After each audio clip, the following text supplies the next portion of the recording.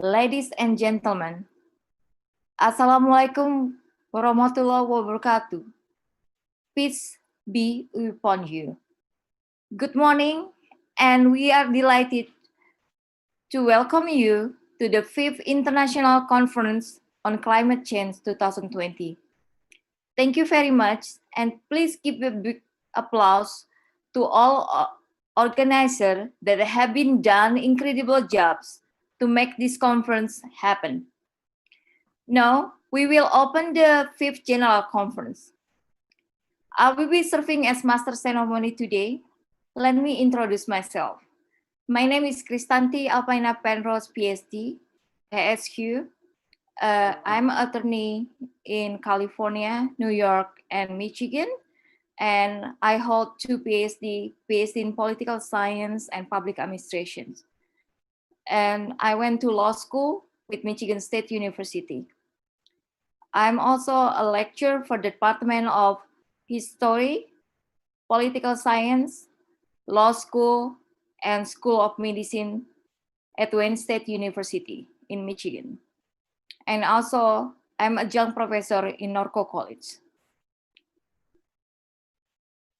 Let me give briefly introductions of our keynote speakers. First one is Professor Dr. Sutarno. He's from UNS Indonesia. His expertise is biodiversity, biological science. Second one is Dr. Agung Suryawan Wiranata from Udayana University, Indonesia, and his expertise is regional planning. The next one is Dr. Takashi Tanaka. He's from Gifu University, Japan, and his expertise is agricultural resources management. The next one is Dr. James McGregor. He's from World Planet, Canada, and his expertise is climate change and ecotourism. The fifth persons, Professor Dr. Nasiruddin from Texas University College, USA, and his expertise is medicine. And the next is Dr. Emi Latifa from UNS Indonesia, and his expertise is law science. The next one is Professor Dr. Sanjeev K. Panda from Rajasthan University, India, and his expertise is biotechnology. And then Dr. Mahawan Karuinisa, he's the member of PCCB UNFCCC and also chairman of Indonesia Expert Network for Climate Change and Forestry. He's also part of APIKI and also lecturer in University of Indonesia. We will have also our wonderful moderator to lead our talk show, Ms. Tasya Kamila. She graduated from Columbia University and she holds Master of Public Administration. This conference to bring together academia, researchers, business entrepreneurs, and policymakers who are responsible for our communities.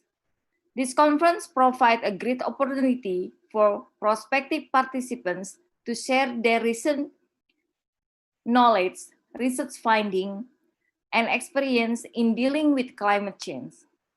As such, this conference will feature presentation by international speakers which are cutting-edge section topics. Before we start, I would like to read for all of you the masterpiece of Khalil Gibran that reminds us about the nature.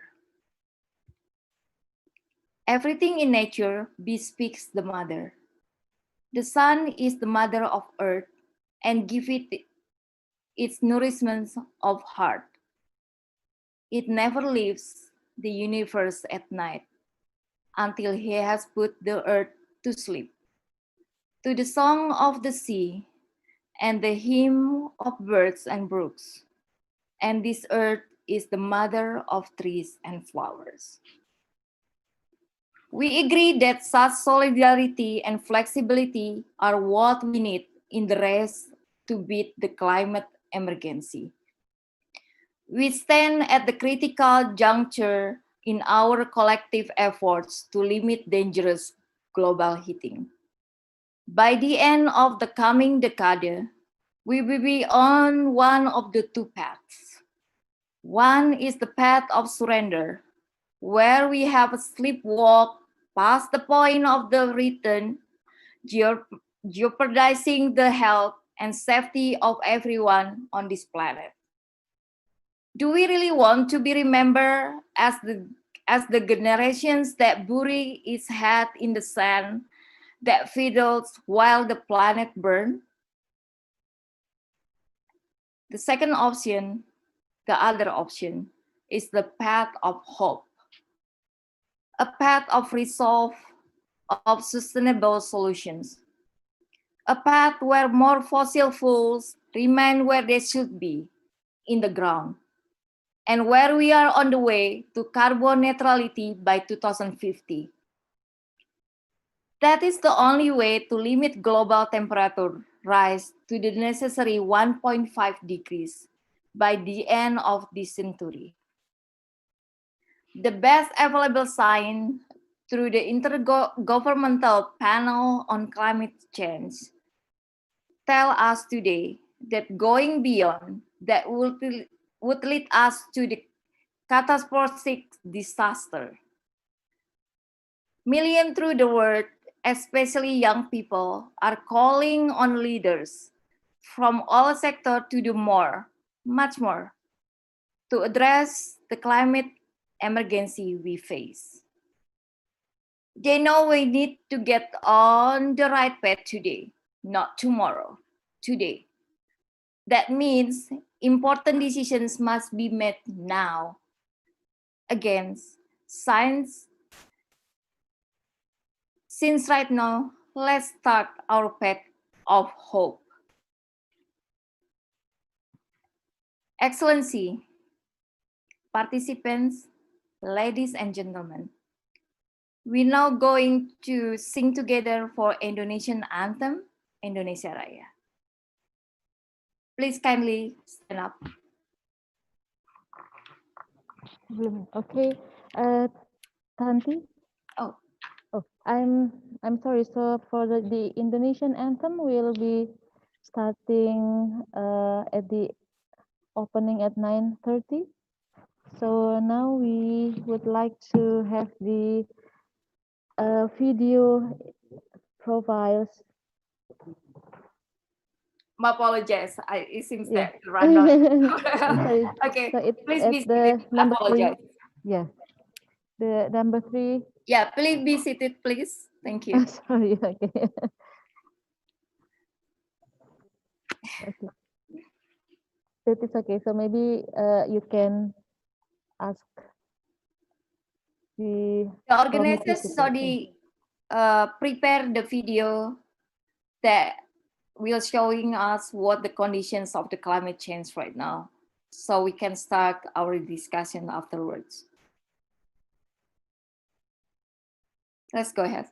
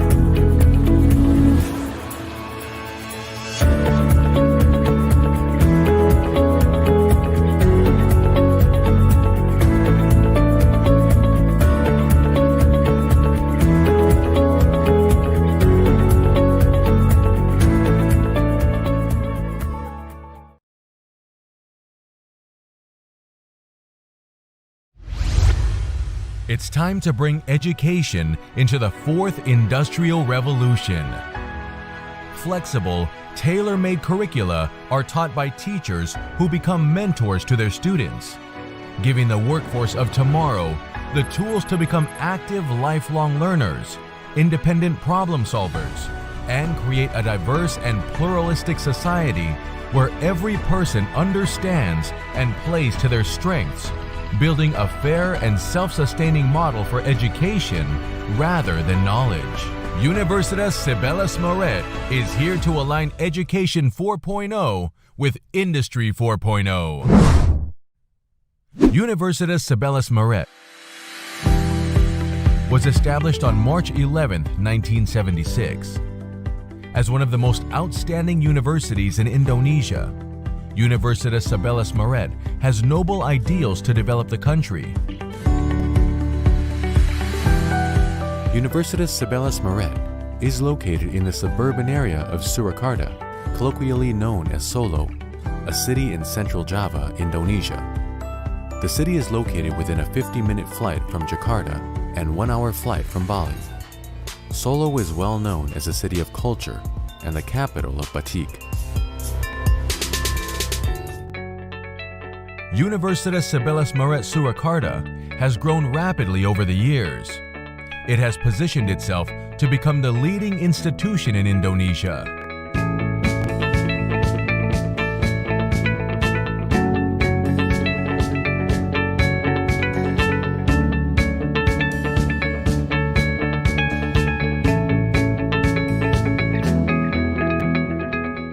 Universitas Sibeles Moret strives to provide high-quality education, develop scientific knowledge and technology products at an international level.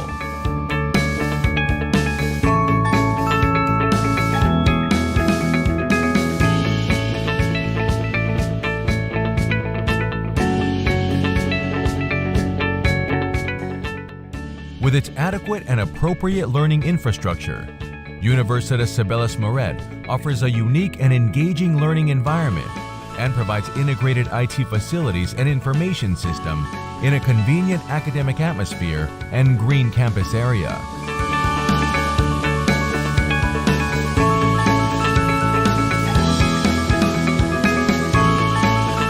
The library features thousands of books and provides access to a wide variety of international journals, which is expected to enhance the learning of the students, faculty, and researchers. In addition to the fundamental concepts and skills required for a successful career, a graduate of the Universitas Sibeles Moret is armed with soft skills by taking part in various student activities on campus and student organizations both at national and international level.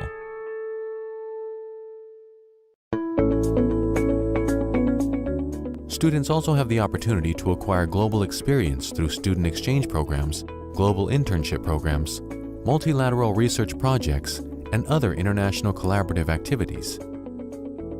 Universitas Sibeles Moret encourages all researchers to promote their work through publication in national and international journals, as well as other forms of dissemination, such as presentation at national and international scientific forums. Researchers have produced excellent research products and become engaged in the activities of the community through various community service programs.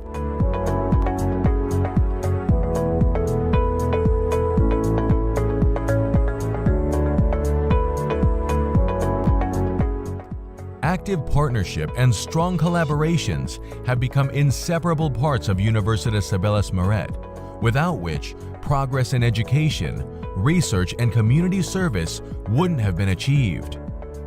Our international partnerships create ample opportunities for student and staff exchange, research collaboration, and community service. International collaboration helps to give a global perspective on learning in order to address global challenges while still functioning in a national environment based on potential and local wisdom.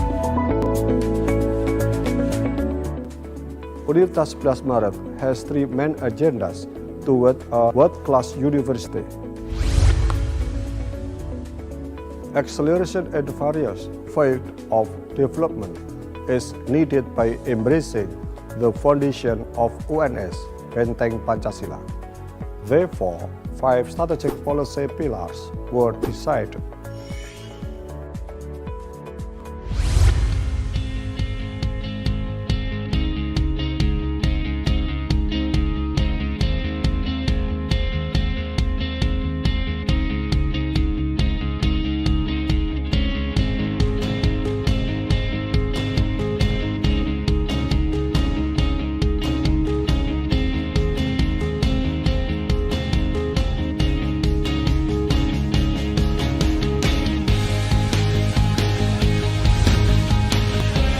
We gladly welcome you to explore and experience our program and to enjoy our campus life, which depicts a blend of cultural power, professional life, and technological advance. Universitas Sibeles Maret, toward a world-class university.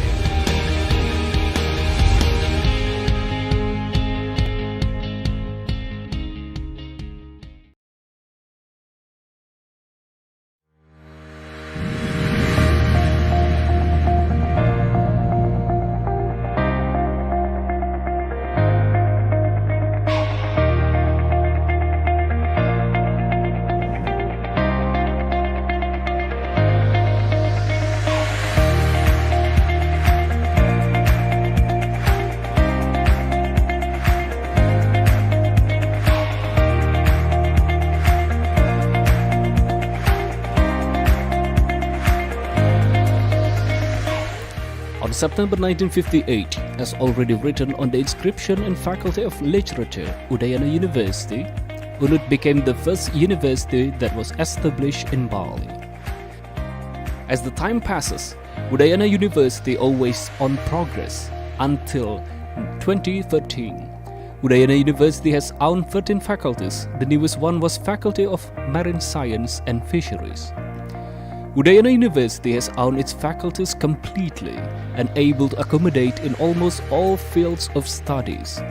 There are Faculty of Cultural Science, Faculty of Medical and Health Science, Faculty of Law, Faculty of Engineering, Faculty of Agriculture, Faculty of Economy and Business, Faculty of Animal Husbandry, Faculty of Math and Natural Science, Faculty of Veterinary Science, Faculty of Agricultural Technology, Faculty of Tourism, Faculty of Social and Political Science, Faculty of Marine Science and Fisheries.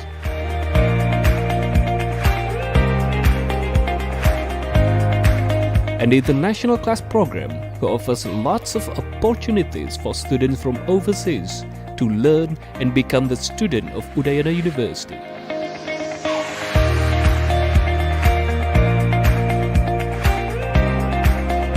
In the year of 2017, Udayana University has 173 regular international students that is registered from various countries. Yang belajar di kampus Udayana. Dari beli, milu belajar di Tadi beli dan main jalan. Udayana University has fairly complete facilities, started from language laboratory, general laboratory, student center, library, UNUD Academic Hospital, and Widya Sabha Hall.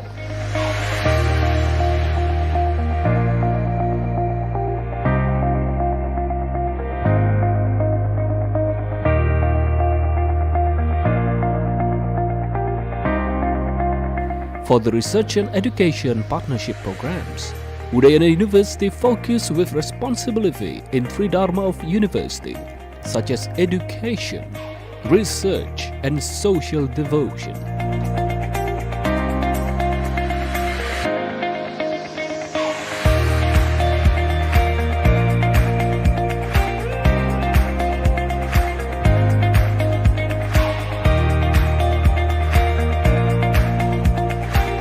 Udayana University reflecting its serious action along with the devotion for the virtue by the medium of knowledge based on the competence of individual morality, which called Taki Takining Sewaka Gunawidya.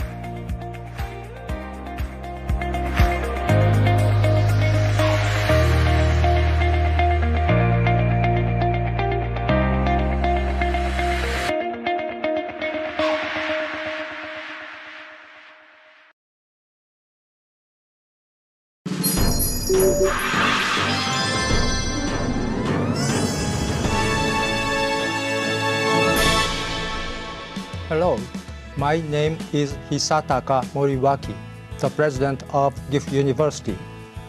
Welcome to our internet lecture series provided by Gifu University. Please learn much and also please enjoy our rich contents. Gifu University is located in the central Japan between Kyoto and Tokyo and has excellent international access. Our university dates back to its foundation on May 31, 1949, and now consists of 5 faculties: Faculty of Education, Faculty of Regional Studies, Faculty of Applied Biological Sciences, or former Faculty of Agriculture, Faculty of Engineering, and School of Medicine. All faculties have graduate schools for master's degree, and 2 faculties of medicine and engineering also have doctoral degree program. In addition, we have 3 United Graduate Schools for doctoral degree courses cooperated with other universities. They are United Graduate School of Agricultural Sciences with Shizuoka University, a United Graduate School of Veterinary Sciences with Obihiro University of Agriculture and Veterinary Medicine, Iwate University, and Tokyo University of Agriculture and Technology, and United Graduate School of Drug Discovery and Medicinal Information Sciences with Gifu Pharmaceutical University. More than 8,000 students and postgraduate students learn here. As our task, we produce graduates ready to serve the region and also to play active roles throughout the world. Under the banner of learning, exploring, and contributing, we provide excellent educational courses to produce globally minded graduates and also to train future candidates that conduct productive researches. Currently, we have several hundreds of foreign students at our campus and will be soon prepared to open English-only courses to accept more international students. International association, including exchange student contracts, has been established between Gifu University and 44 universities in North America, South America, Europe, India, China, South and East Asian countries, and South Pacific countries. Overseas branch offices of Gifu University have already been established in Shanghai and Dhaka. Our internet lectures started in the year 2013 and are given mainly by United Graduate School professors. Initially, we provide lectures focused on environment science and life science, and other additional courses are in preparation. I believe these lectures are quite enjoyable and valuable for students and also for general people all over the world to acquire advanced knowledge and information. Gifu University thus strives to be a leading global one of moderate-sized universities. We sincerely open our gates to foreign students willing to communicate with Japanese young people, as well as to other communities in the world for more profound understanding of both local and worldwide science and culture. We look forward to seeing and talking with you actually in Gifu or through internet lecture series. Please stay connected on this internet lecture series provided by Gifu University. Thank you.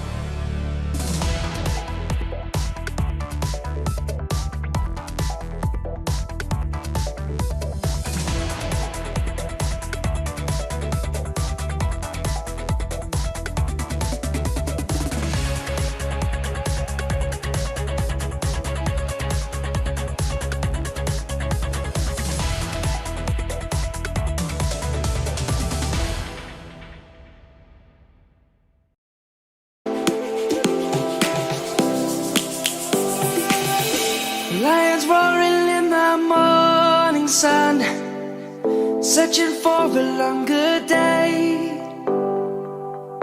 People feeling like the light has just come. We we must never stop the way.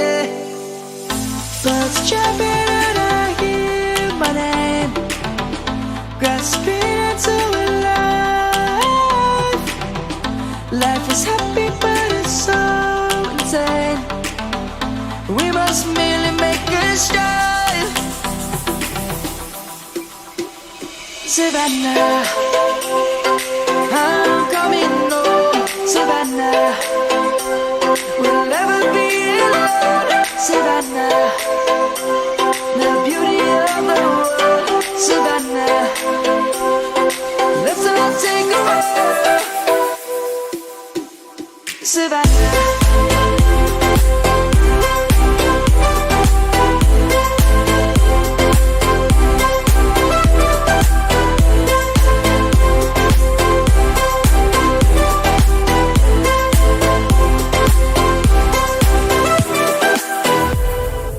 Lion's gonna come. The birds have just begun. We will always take a stand for the people, for the land. Let's go back to when we were young. For the animals we stand. Let's go back to when trees were swung. Kids across the land.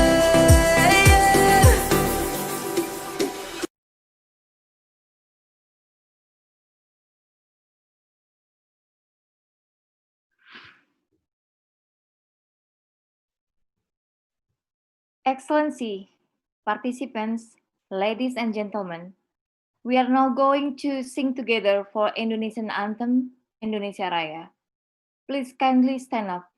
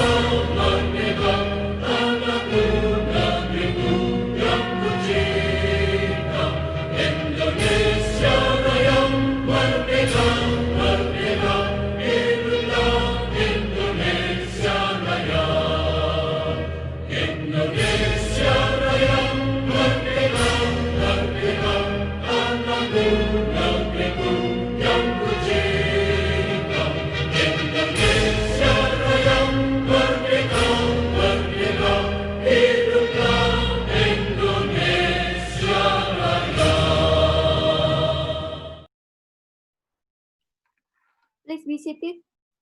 Thank you. Excellencies, participants, ladies and gentlemen, we are now going to listen to the opening speech delivered by the Vice Rector of UNS. Ladies and gentlemen, please welcome Professor Dr. Ahmad Yunus.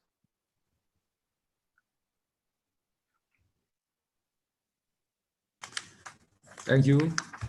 Assalamualaikum warahmatullahi wabarakatuh.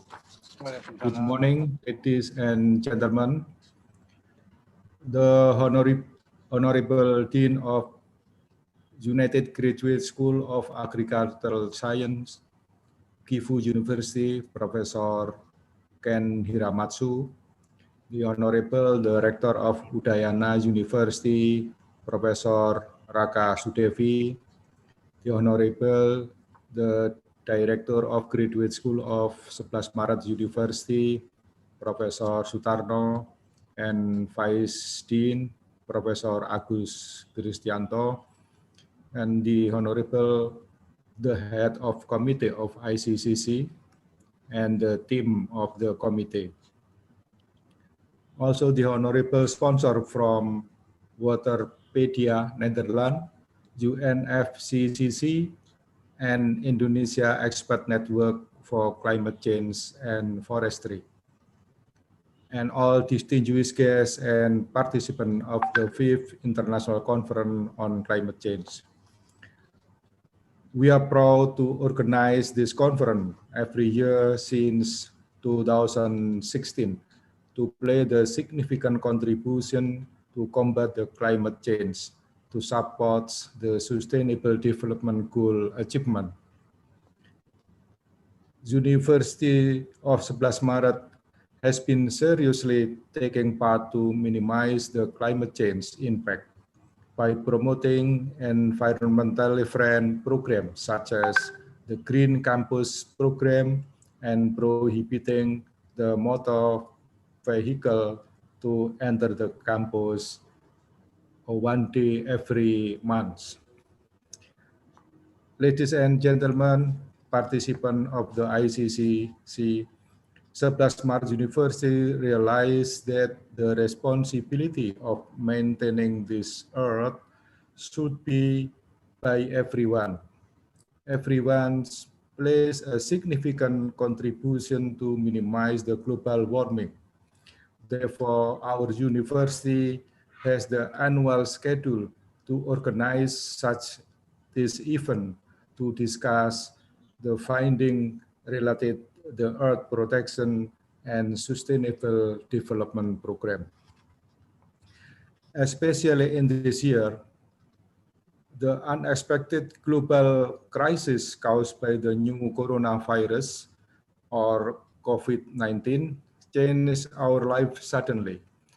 So we hope this conference will resulting into valuable recommendation as a solution to address the strategy of how to deal with the coming environmental problem in the future.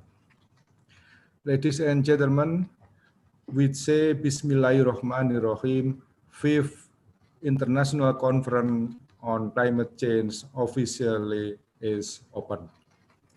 Thank you for your participation in this conference. We hope you enjoy this conference and will produce the innovative strategies for the further researchers. Thank you very much. Wassalamualaikum warahmatullahi wabarakatuh.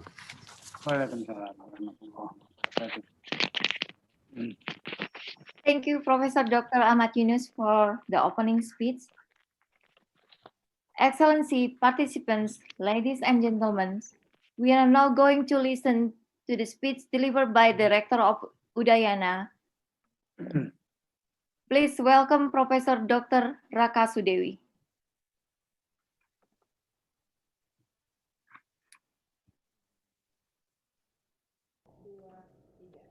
Om Swastiastu.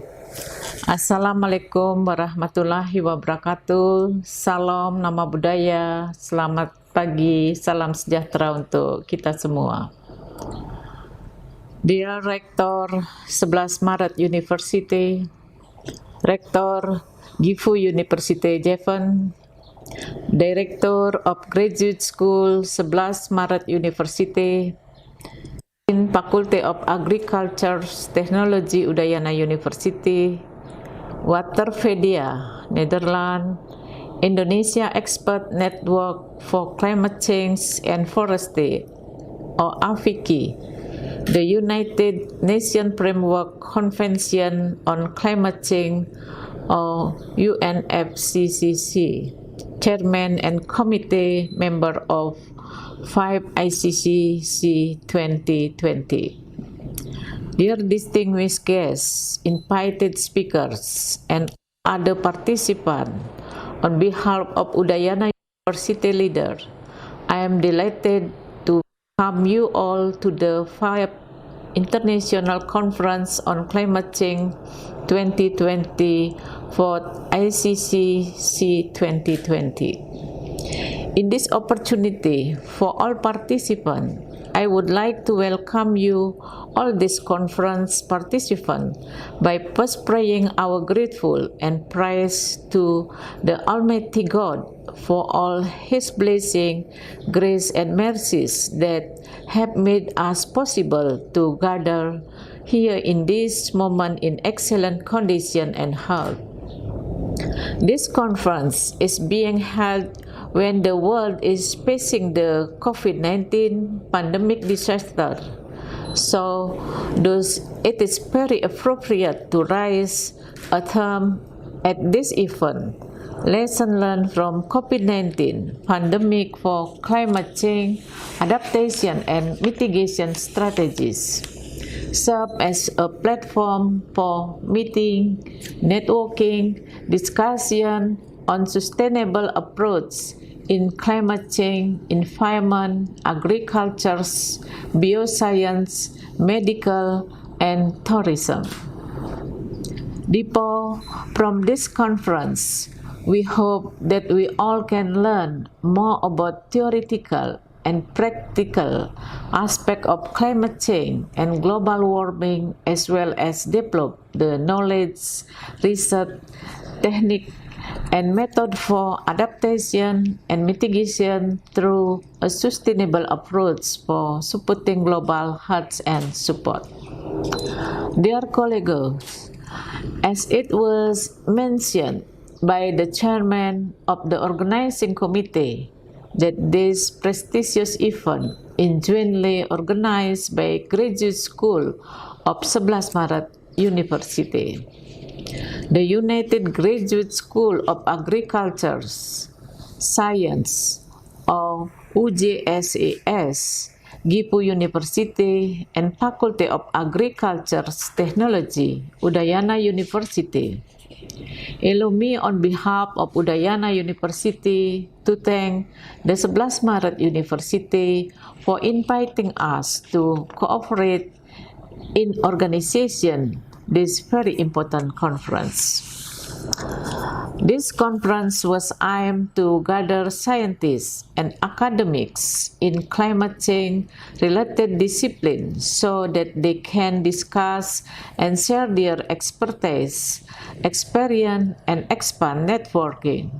Therefore, I would like to appreciate the effort of all participants, especially all outstanding scientists or foreign invited speakers to share their expertise in the conference. I understand that all participants have spent much time for this event, and therefore I must give his appreciation on all of those effort and dedication. On this occasion, I would like to thank all delegates for your sharing and contribution. A special gratitude to all the organizers for their willingness to support this conference and make it a success. Finally, I wish you all had a fruitful conference. I hope that it provided new ideas and strategies for the application of climate change related knowledge in the future and everyday life. Thank you. Thank you, Professor Dr. Raka Sudewi, for the speech. Excellency participants, ladies and gentlemen, we are now going to listen to the opening speech delivered by the Dean of the United Graduate School of Agriculture Science, Gifu University, Japan. Please welcome Professor Dr. Ken Hiramatsu. Good morning, ladies and gentlemen. My name is Ken Hiramatsu, appointed as Dean of United Graduate School of Agriculture Science, Gifu University since April of this year. I believe not a few friends of ICG 12 that is an international consortium of doctoral education in agriculture science, are joining this conference. I would like to take this opportunity to make my sincere inaugural greetings to my friends and colleagues.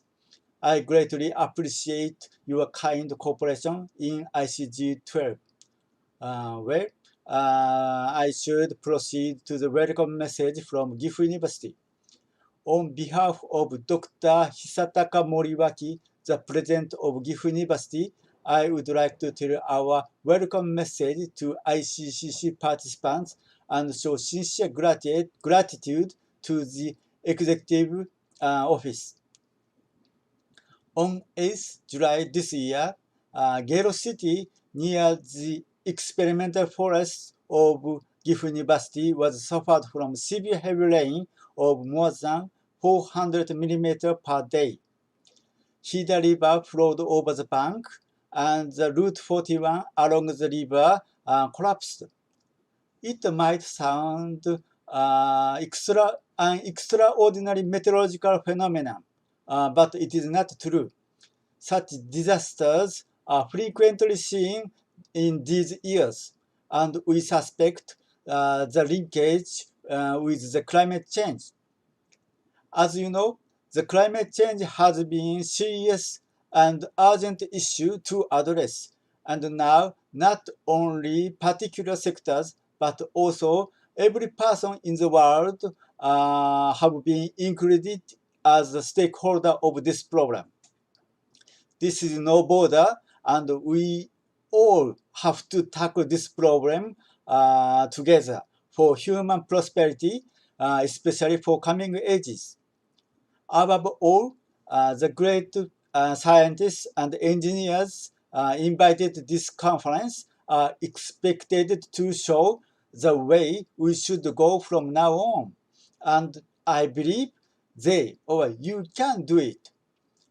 This conference shares an insight into the recent research and cutting-edge technologies and exchange breakthrough ideas on the environment of the Earth. And then we can attain the sustainable development goals.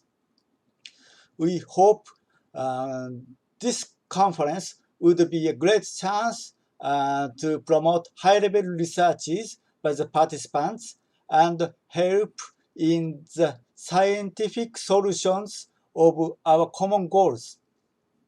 And we would like to appreciate Professor Luca C. Dewey, the rector of the University of Udine, Professor Jamal Wofo, the rector of UNS, for organizing this great conference and offering us an opportunity to share knowledge and experiences.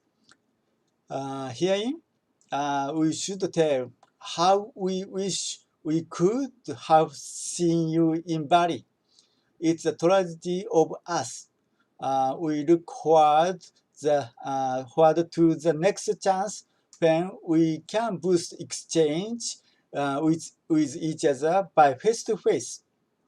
Also, we have to thank Dr. Komaria for her tireless efforts and support for us.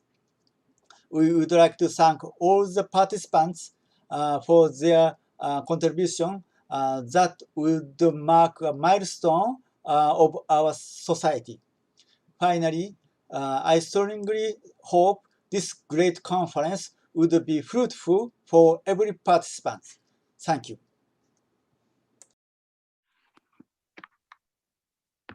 Thank you, Professor Ken Hiramatsu.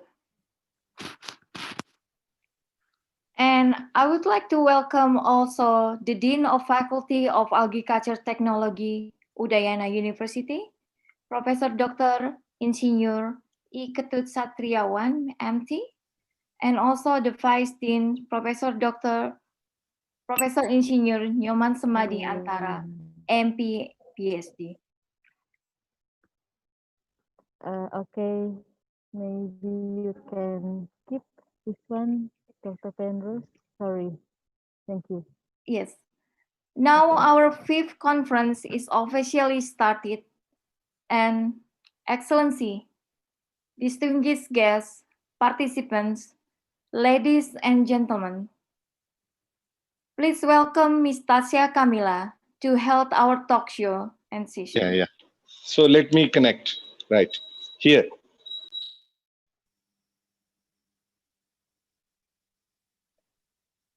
Tasya, you can start. Thank you. Thank you, Dr. Penrose. Assalamualaikum warahmatullahi wabarakatuh. May peace be upon us. Good morning to those in Indonesia. Good afternoon and good evening to the citizens of the world. Welcome to the very core of the International Conference on Climate Change discussion panel with the experts. It is my pleasure moderating the discussion on topics surrounding the climate challenges and the solutions with all the prominent speakers that we have here today. Ladies and gentlemen, for these past 6 months, we have been facing a global crisis. COVID-19 pandemic is causing tragic number of deaths, slowing down the economy, creating a rippling effect across the world. At a devastating time like this, perhaps it's hard to think about a problem like climate change because it's our nature to worry only about meeting our most immediate needs. But climate change still persists. The global temperature is still rising, and the fact that dramatically higher temperatures seem far off in the future does not make them any less of a problem. So let's discuss with the experts who have joined us about how this pandemic affects the climate change and vice versa. And let's talk about the solutions, changes that we can make to slow down the rising global temperature. Firstly, I'd like to ask Professor Sutarno from the biological science point of view regarding the COVID-19 pandemic. Tasya, I'm sorry, but if you don't mind, could you please could you play the introduction video first? Okay. So before we start, there's a video that we'd like to show you. So operator, please start the video. Started in Wuhan, China, 2020 is marked with a COVID-19 pandemic outbreak all over the world. Of course, we can't forget, when the coronavirus started to spread out and infected a few people in a country, the people were panicked. Many governments were unprepared. Hospital capacity was insufficient, many doctors and nurses passed away because infected by the virus. The economic situation goes to a crisis. The students study from home, and people cannot go out to work. Many companies went bankrupt, and a lot of people ended in jobless, which resulted in food insecurity. Governments were unprepared, and thus, failed to overcome the situation. The death number increased day by day. The governments were hardly telling people to change their everyday habits. Do we realize it? Climate change resulted in the increasing events of natural disasters, flood, drought, landslides, hurricane, cyclones, and forest fires. Also, the coronavirus spread is promoted by the changing climate. Climate change also causes a sudden, an emergency situation, just like the COVID-19 outbreak. However, in most cases, the governments are not always well prepared to face the hazard, and many times lack medical facilities and educational infrastructure. This also results in financial and food security of every individual. The climate change disaster has been going on already for years, while the new coronavirus just emerged in recent months. However, both need serious preparation. The two emergencies are in fact quite similar. Both have their roots in the world's current economic model. The pursuit of infinite growth, at the expense of the environment on which our survival depends, and hence, both are deadly and disruptive. In fact, some may argue that the pandemic is part of climate change, and therefore, our response to it should not be limited to containing the spread of the virus. What we thought was normal before the pandemic was already a crisis. So returning to it cannot be an option. If the COVID-19 needs better and improved healthcare facilities and spending, climate change mitigation actions need much more than COVID-19. If the COVID-19 demands more from the government's budget, so does the climate change. If the COVID-19 needs a food security guarantee, governments should focus more on climate impacts on agriculture and food supply. If the COVID-19 needs regulation, much more regulations are required to be mandated over industries and organizations violating rights over climate change actions. If the COVID-19 obliges new habit from the people, the climate change mitigation requires more human habitual change than anything else. Maybe the COVID-19 pandemic can disappear within a year or two. But climate change may last for hundreds, or even thousands of years to come. So, what lessons can we learn from the COVID-19 pandemic happening this year? How do we deal with more pandemics in the future that may come? And how can we handle more hazards that may come along with the long period of climate change phenomenon? The coronavirus outbreak is part of the climate change crisis. Therefore, climate action should be central to our response to the COVID-19 pandemic. Come, join us and discuss it at the 5th International Conference on Climate Change 2020.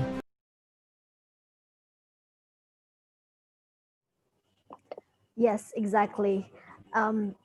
The video really sums up what I was saying. So let's now discuss with the experts. And I'd like to maybe introduce all of the speakers first before we get to the questions. Today we have 8 speakers. The first one is Professor Dr. Sutarno, MSc PhD from UNS Indonesia, whose expertise is biodiversity and biological science. Hello, good morning. Morning. How are you, Afsa? Hi, I'm good, thank you. And next, I would like to say hi to our next speaker, Dr. Takashi St. Tanaka from Gifu University, Japan, whose expertise is agricultural resources management. Hello. Do you hear me? Yes, I hear you. Hello, it's already 11 a.m., I guess, in Japan. Now 12 o'clock just now. And I'm sorry, please let me wear the masks because I have to share this room with the other students. Yes, our health is the utmost important. Thank you for joining us today, Dr. Tanaka. Next, we have Professor Sanjeev Kumar Panda, MPhil PhD DSc from Central University of Rajasthan, India, whose expertise is in biotechnology. Do we have Professor Panda joining us today?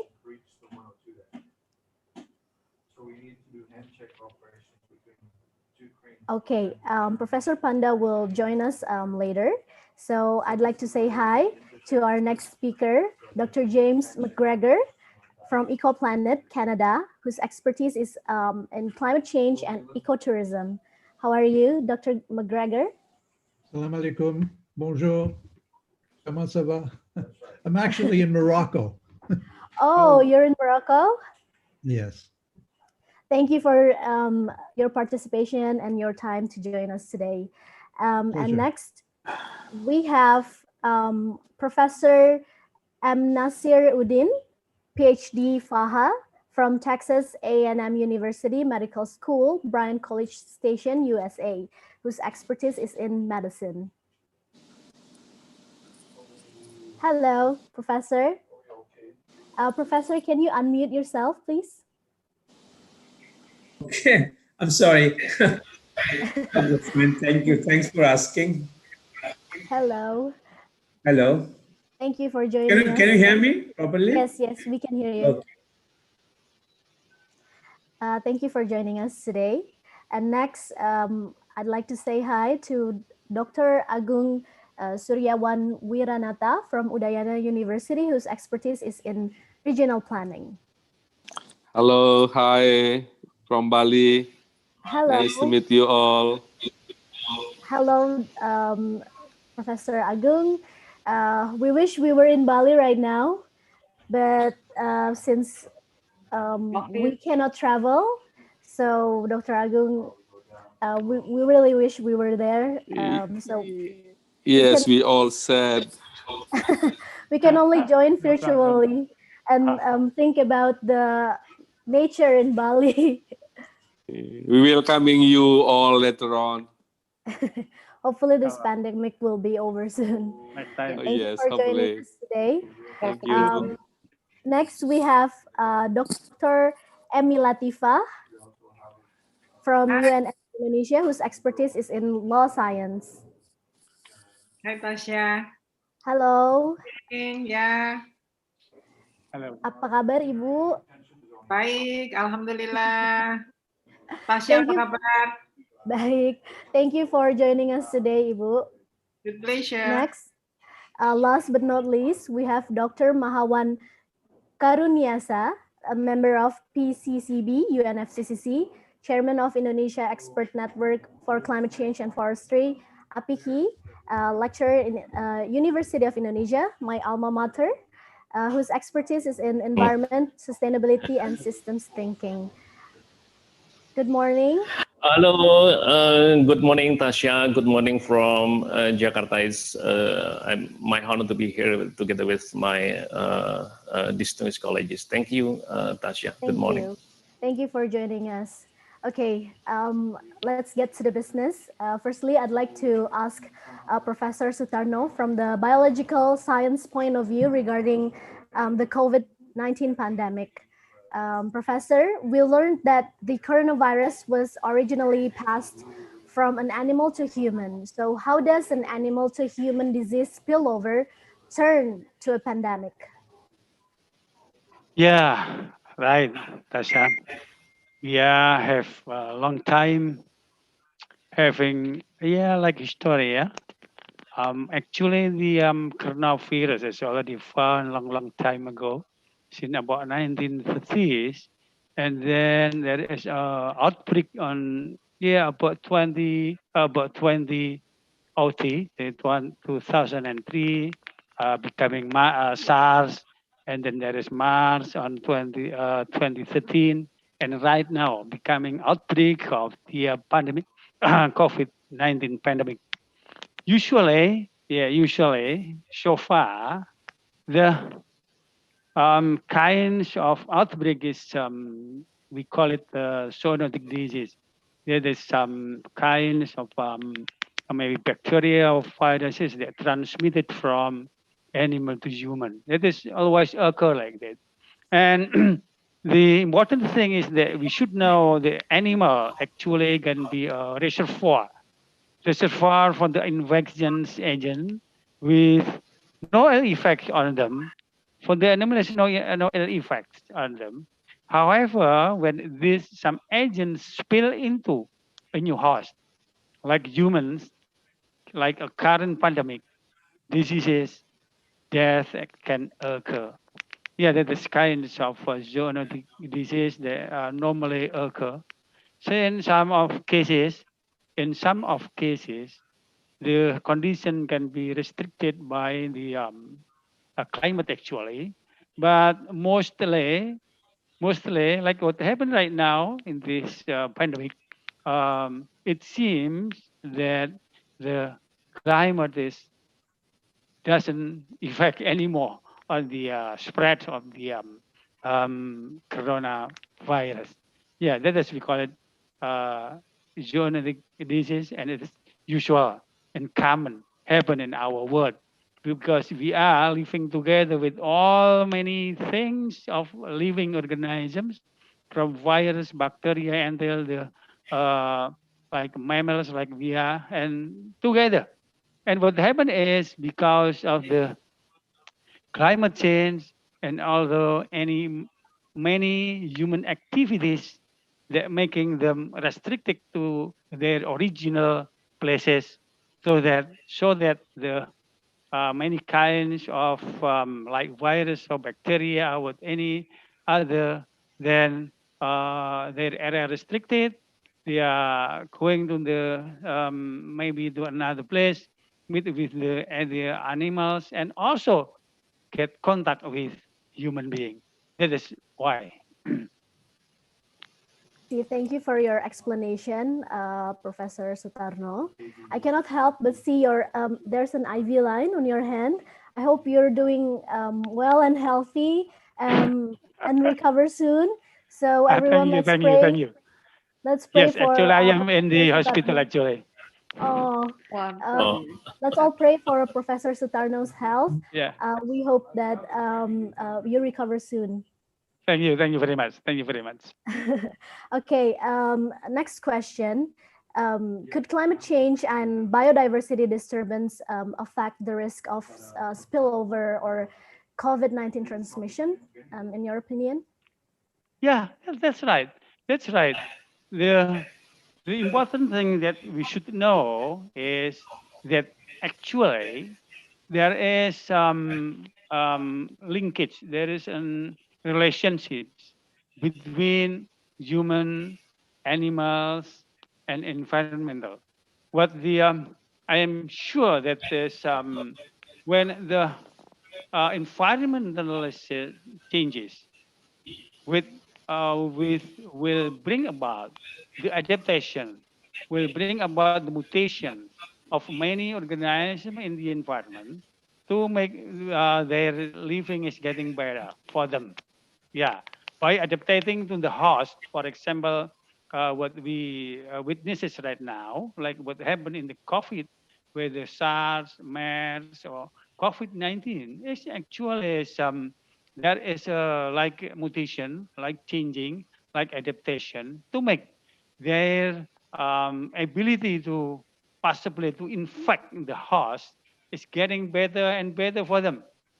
That is why right now there is kinds of mutations that almost occur in all over the world. Mostly like Indonesia, more than 40% is just kinds of certain mutation of a COVID in their protein spike. They make spreading more and more seriously. The data shown that it is might be around 10 times faster than before. And they said that the data indicating that the viral count getting better than we being infected. So easier to transmit it and getting more when attack and infect the human being. That is possibly will be like that. That's why we should be very, very careful in controlling this pandemic. Thank you for your explanation. So, as a biodiversity expert, what is your best advice to prevent a global pandemic like this to happen in the future? Yeah, right. Yeah, for the future, it's very important. We should save our lands and understand the link between human, animal, and environmental health. It is very, very important.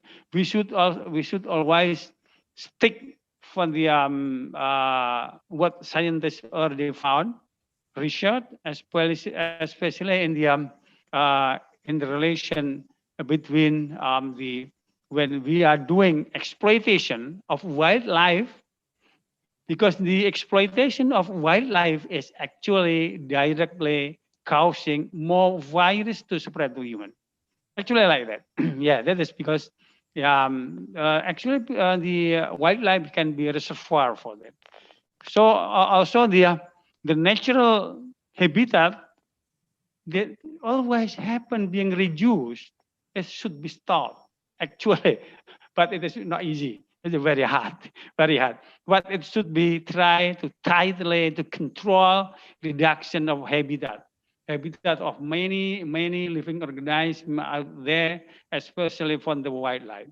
Also, because of if the reduction of the habitat is occur, wildlife come close contact to human people, so that infection will be getting bigger and bigger, the chance of infecting, transmitting, and then adapting, mutating. So getting hard. The only way is we should sticky on the research and follow the experts in their area from the science, and also should be controlled together.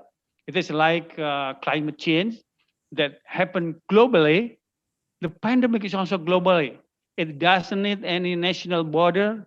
Yeah, it doesn't need any national border. And also it need hand to hand together.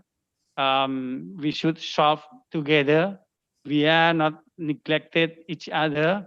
We cannot work by ourselves, but we are together from societies, governments, as well as might be internationally should be controlled in a good manner. Thank you. Thank you. So when we harm the wildlife habitats and when we disturb the biodiversity, it means animals are coming into contact with other animals that they normally wouldn't, and that creates an opportunity for pathogens to get into new hosts. So I believe that Yes. it is key to protect our biodiversity and also to protect the wildlife's habitat. Thank you Yep. so much for explanation, Professor Sustarno. Thank you So very much. now we would like to hear from the medical expert, Professor Udin. I want to ask you, does the climate change affect the transmission of coronavirus? We do not have any direct evidence that climate change is influencing the spread of COVID-19, but we do not know that climate change alters how we relate to other species on Earth, and that matters to our health and our risk for infection.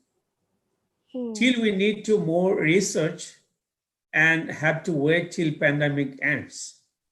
So, but as the planet heats up, animals big and small on land and in the sea are headed to the poles to get out of the heat. That means animals are coming into contact with other animals they normally would not, and that creates an opportunity for pathogens to get into new hosts. So that you already mentioned, right, in your talk a little bit, right? I see. Okay. So as the global temperature rises, will warmer weather slow the spread of coronavirus? In fact, there is no, as you know, that the the COVID-19 is still not been cycling year, but however, a new study, the researcher developed a mathematical model to simulate how seasonal changes in temperatures might influence the path of COVID-19 in cities around the world. Of course, because the virus emerged on the scene only recently, we do not have very much about how it will respond to warm condition. So the researchers run these scenarios depending on the previous coronavirus that are known for cause for the common cold in people.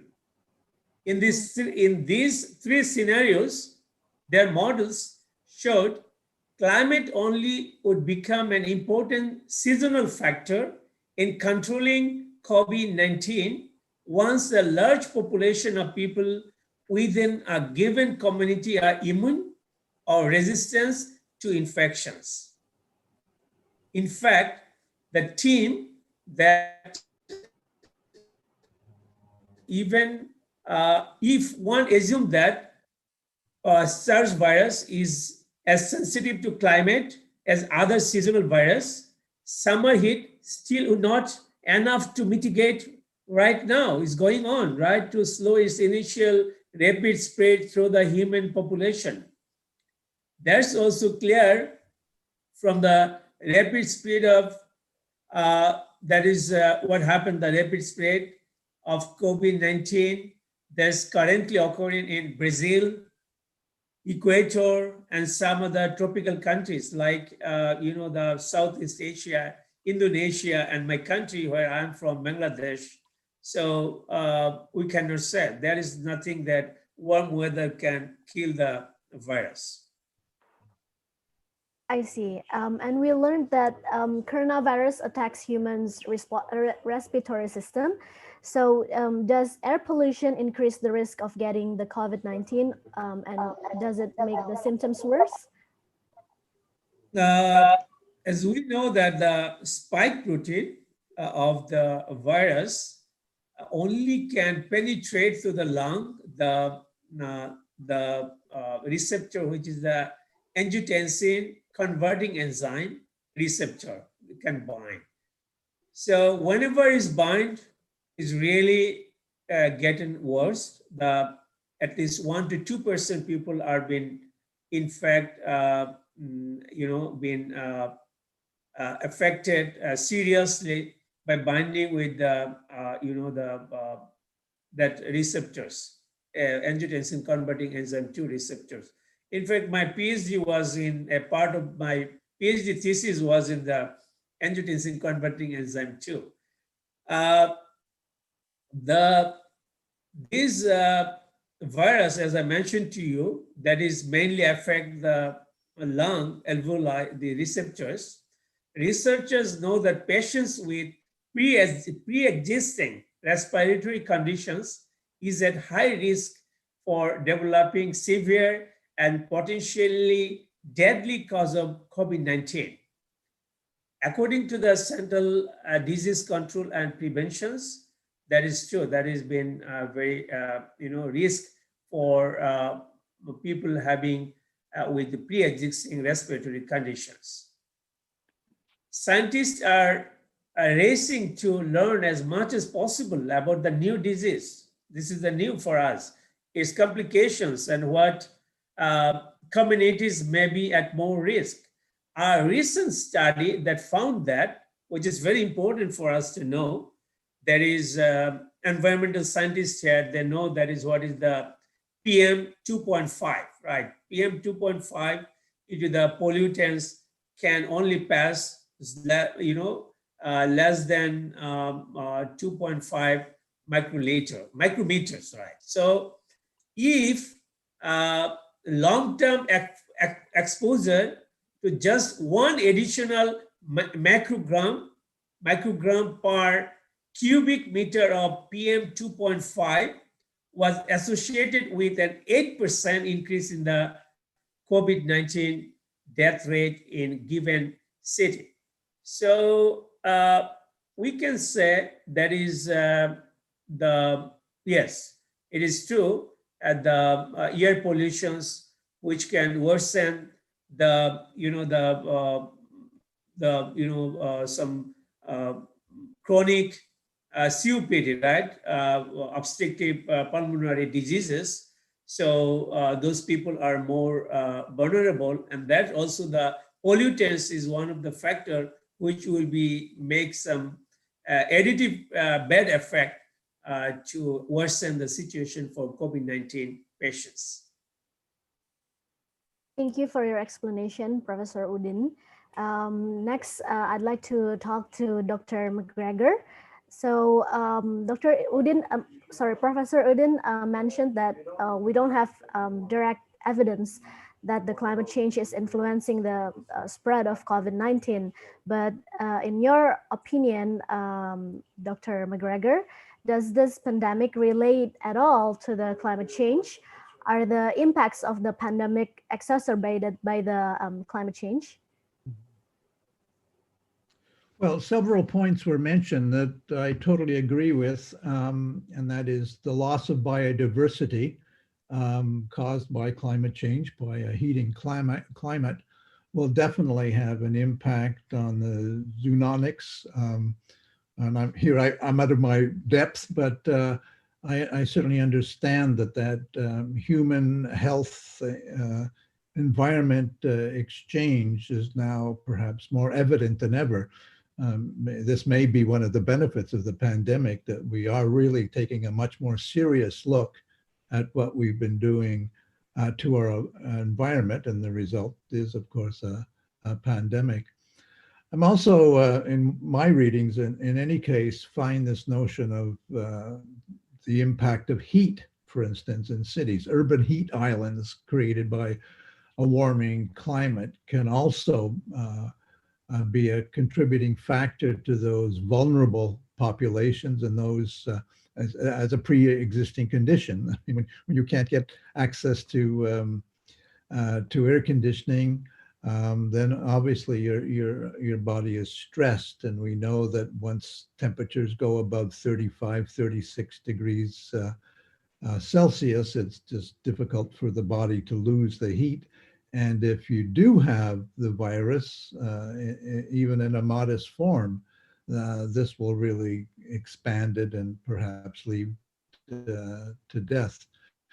I also understand too that some of the recent research is demonstrates that the droplets actually can go much further than our social distancing. Droplets can fix to pollutant particles, and part of those pollutants ostensibly from climate change, and travel a much greater distance. As I say, our social distancing might not be applicable in all cases if we have these droplets moving throughout the environment in a much more aggressive way. But you know, I don't like to paint this in a positive issue, but I've seen such a remarkable increase in the awareness now of climate change and the awareness of catastrophes such as we're experiencing. And it would seem from the research, and I'll talk a little bit about it more when I talk about the tourism aspect, but the global population seems more ready than ever to give a second look at climate change as one of the real sources of the other existential problem, and that is the pandemics and future pandemics as well. I think we should be very clear that this is a bad one, but there's going to be others as well, as there have been in the past, and there will be more in the future. And again, unless we get that handle on biodiversity protection and reducing, particularly in urban settings, and particularly for vulnerable populations, anything that can be considered a pre-existing condition, be it lung disease, cancer, pollution-related cancer, lung disease, etc. Thank you for your explanation. So in your opinion, as an expert in sustainable tourism, do you think this pandemic will change the way people travel and the way people protect and also enjoy the nature in the future, and how so? Yes. Well, they're not really traveling very much anymore, but the research that we've done, again, because of consumer research as well, people being much more concerned about sustainability beyond anything we saw in the pre-pandemic era. Now, obviously, sustainable tourism has been gaining for the last 15, 20, 30 years even. But this has really caused people to focus on the environment and on their health also, mind you. It's sort of tied in together. And people are not ready to travel, for instance, unless they know they're going to a healthy, sustainable, responsible destination. So at that level, we're seeing sustainability as looming much larger than it has in the past. And destinations would be wise to use this time to pivot their products and their destinations toward a more sustainable product, because it's going to be good for them, and it's obviously what the tourists are. I think one of the advantages of this is before the pandemic, we were experiencing something called over tourism. You might have heard the phrase, just too many people in one location, Barcelona, etc.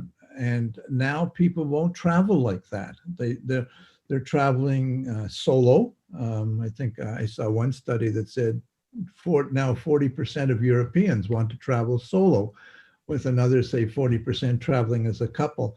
certainly traveling in small groups and consequently having a more modest impact on the environment will be the trend, and not just post-pandemic. I think it's going to continue well into the throughout this decade.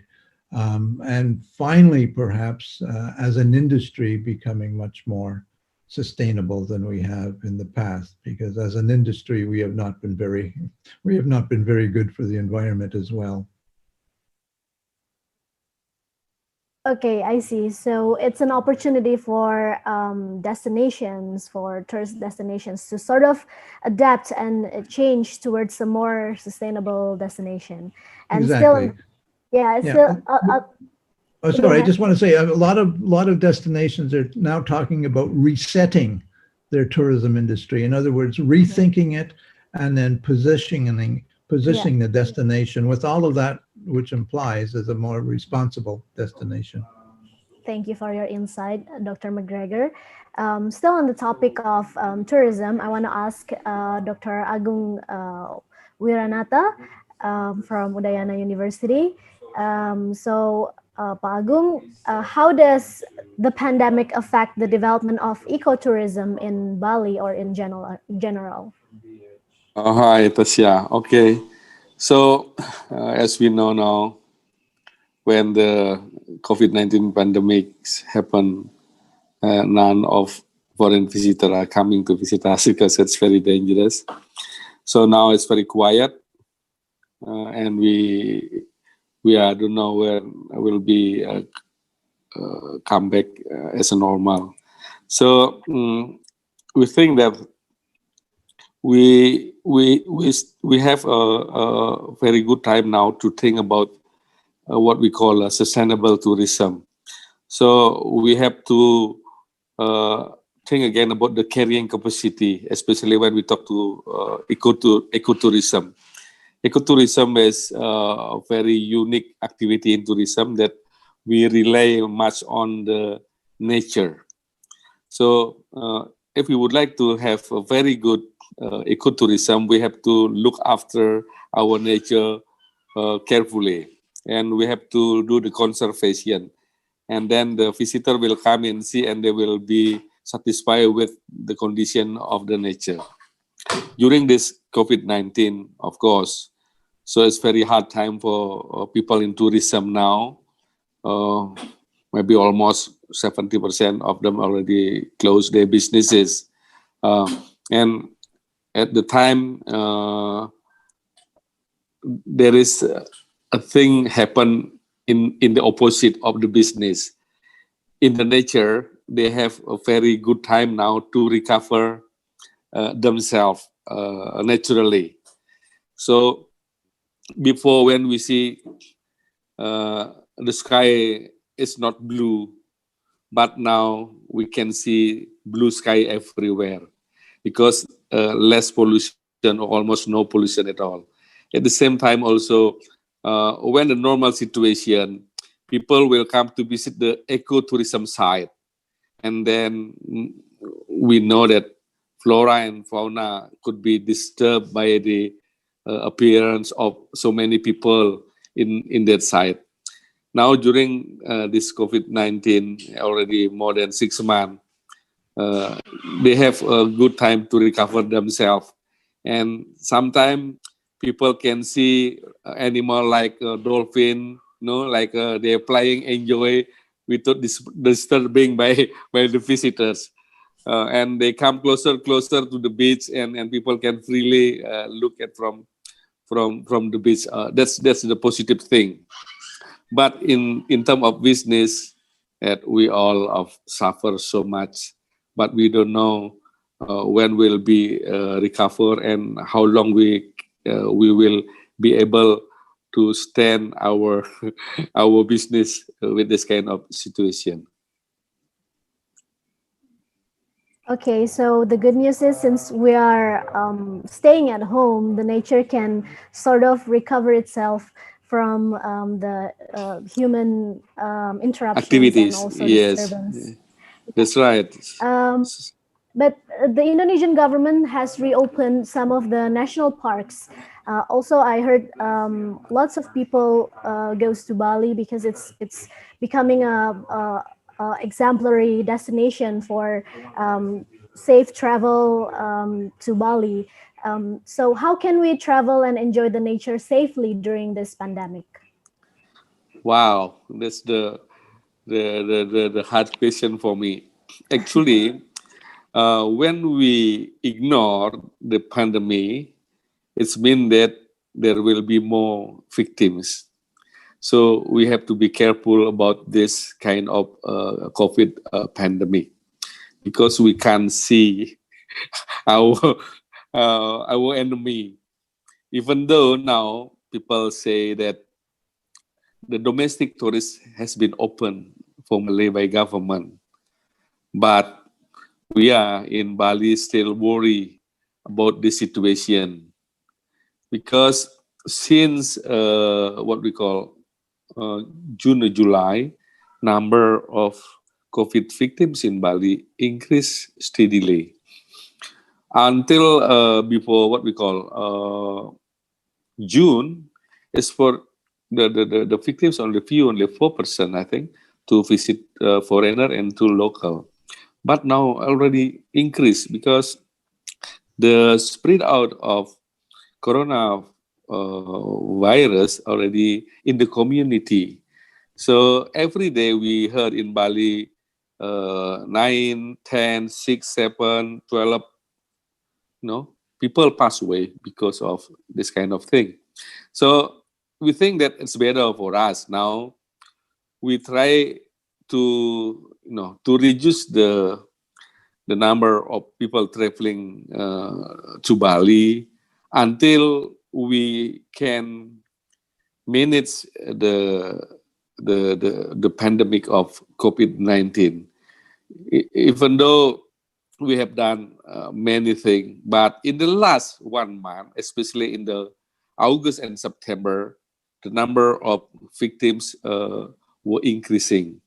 We hope that in the next few months will be going down again and close to the normal. So for me, this COVID-19 is a little bit dangerous because they will give you a problem with your, especially on the respiratory system, and then it's very hard to to cure. Yeah, we don't know what kind of medicine we have, especially in Bali now.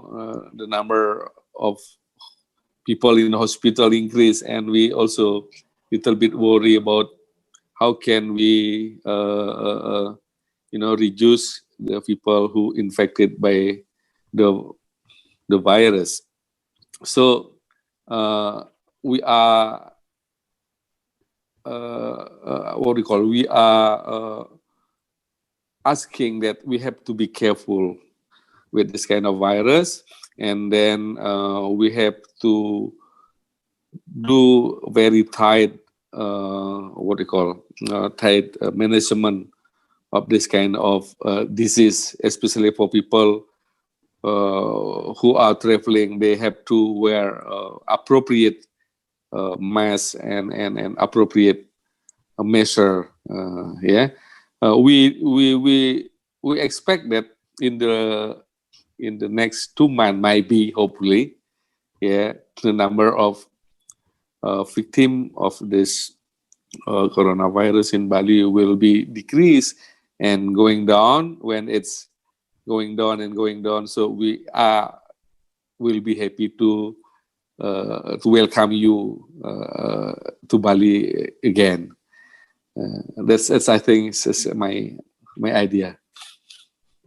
Yeah, I agree. So taking care of our health is the most important thing right now. Staying at home is safer than to travel. So please, everyone, if you're bored and longing to travel, you have to hold it in. Maybe you can find activities at home that can that can get you productive, or they can still help the environment, like doing urban farming or taking care of plants. It's becoming more popular right now to find activities at home that can be productive and still save the environment. Yes, you. at least in the 1 or 2 months. Yeah, we look what going on in the next 2 months. Hopefully, we'll be going down and then we'll be safe. So later you can come and visit us in Bali and enjoy Bali. Thank you, Dr. Agung. So from our discussion, we learned that this pandemic really affects all of the aspects in our life, including our food security. So now I want to move on to Dr. Tanaka from Gifu University about the food systems and food security. So how is this pandemic affecting food systems, food security, and agricultural livelihoods? Okay, so in the beginning of this global pandemic, maybe it would not affect the crop productivity, but actually in the beginning, it is directly affecting the relationships between the food supply and demand. So what I mean is, you may have some experience more or less about the lockdown. During the lockdowns, when you come to the supermarket and some food product disappeared completely from the market, and some is to remain unsold. For example, just after lockdown, the restaurant or the school cafeteria doesn't need the food ingredients. So, but I think most of the foods provided for the restaurant is a kind of the contract between the farmers and the restaurant. And in my countries, in our country's cases, I have seen so many food has been wasted because there is no one wants to buy that food. But conversely, we can find that how should I say? Just after the lockdowns, a lot of people were staying at home, and they start to cooking, and some food products is needed for their life. But it is suddenly, how should I say? The global pandemic just suddenly started, and what I want is just almost the same as everybody wants. So this kind of the unbalancing relationships between supply and demand is becomes very seriously. So I can say that the food market is actually very fragile. So maybe we need to, how should I say, this a very fragile market is maybe related to the globalism actually. So the globalism needs the high efficiency to produce the food with the low cost, but there is no flexibilities. So I think a lot of people realize or confirm that that the global pandemic affects these kind of food distributions, not only for the productions, but we need to consider the efficiency of the globalisms, but we also need to think the distribution, how we should distribute foods efficiently to everybody. But in this case, in our countries, the global pandemic, the COVID-19 pandemic is not serious as we have afraid of it. But so now we didn't have any serious issues of the food crisis just now. But I'm not sure in the near future what happens, because the other countries are facing a very serious COVID-19 problem. So how does Japan handle food security problems during this pandemic, and what are the impacts of this pandemic to the local farmers? Yes, so I think, in my opinion, the Japanese government didn't take any actions to solve these issues. Just the time has solved the account of the food crisis caused by COVID-19. But we citizens and government people are now confirming that the low food self-sufficiency is a very big problem in our countries.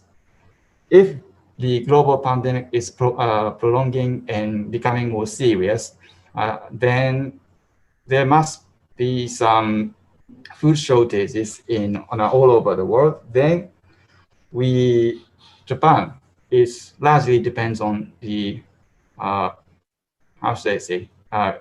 importing food from the Canada or USA. Then now our country's self-sufficiency is less than 40% based on the calorie basis.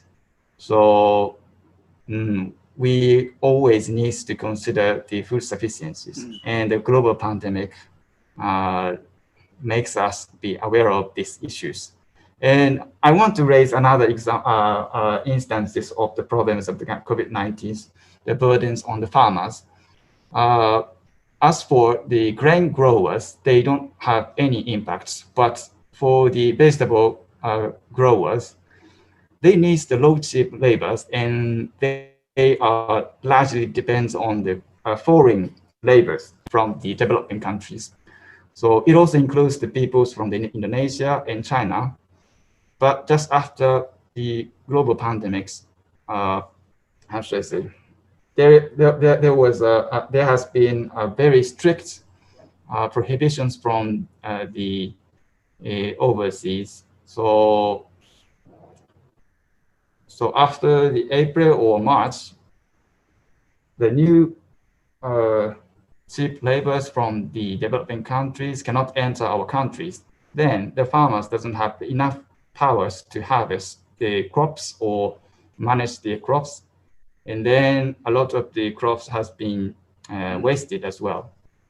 So, but this case is very how should I say, this issues is revealing that we have put large burdens on the farmers and the foreign labors, because we consumers need the low prices food, then the farmers needs to reduce the cost of productions. So the government promotes the farmers to use the foreign labors from the overseas. But I think we should reconsider this way, the way of the, how should I say, reducing the cost of the food. Maybe we should not largely rely on the foreign labors anymore. And we need to increase the price of the food or something. We need to find the other solution. I see. So if I may share, one of the trends emerging in Indonesia is that what we do in our everyday life right now is to buy fresh products directly from the farmers.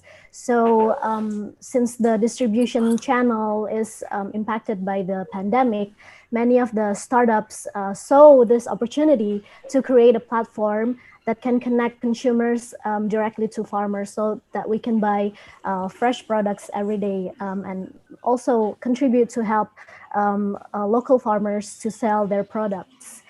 Is there anything like that, that kind of innovation in Japan?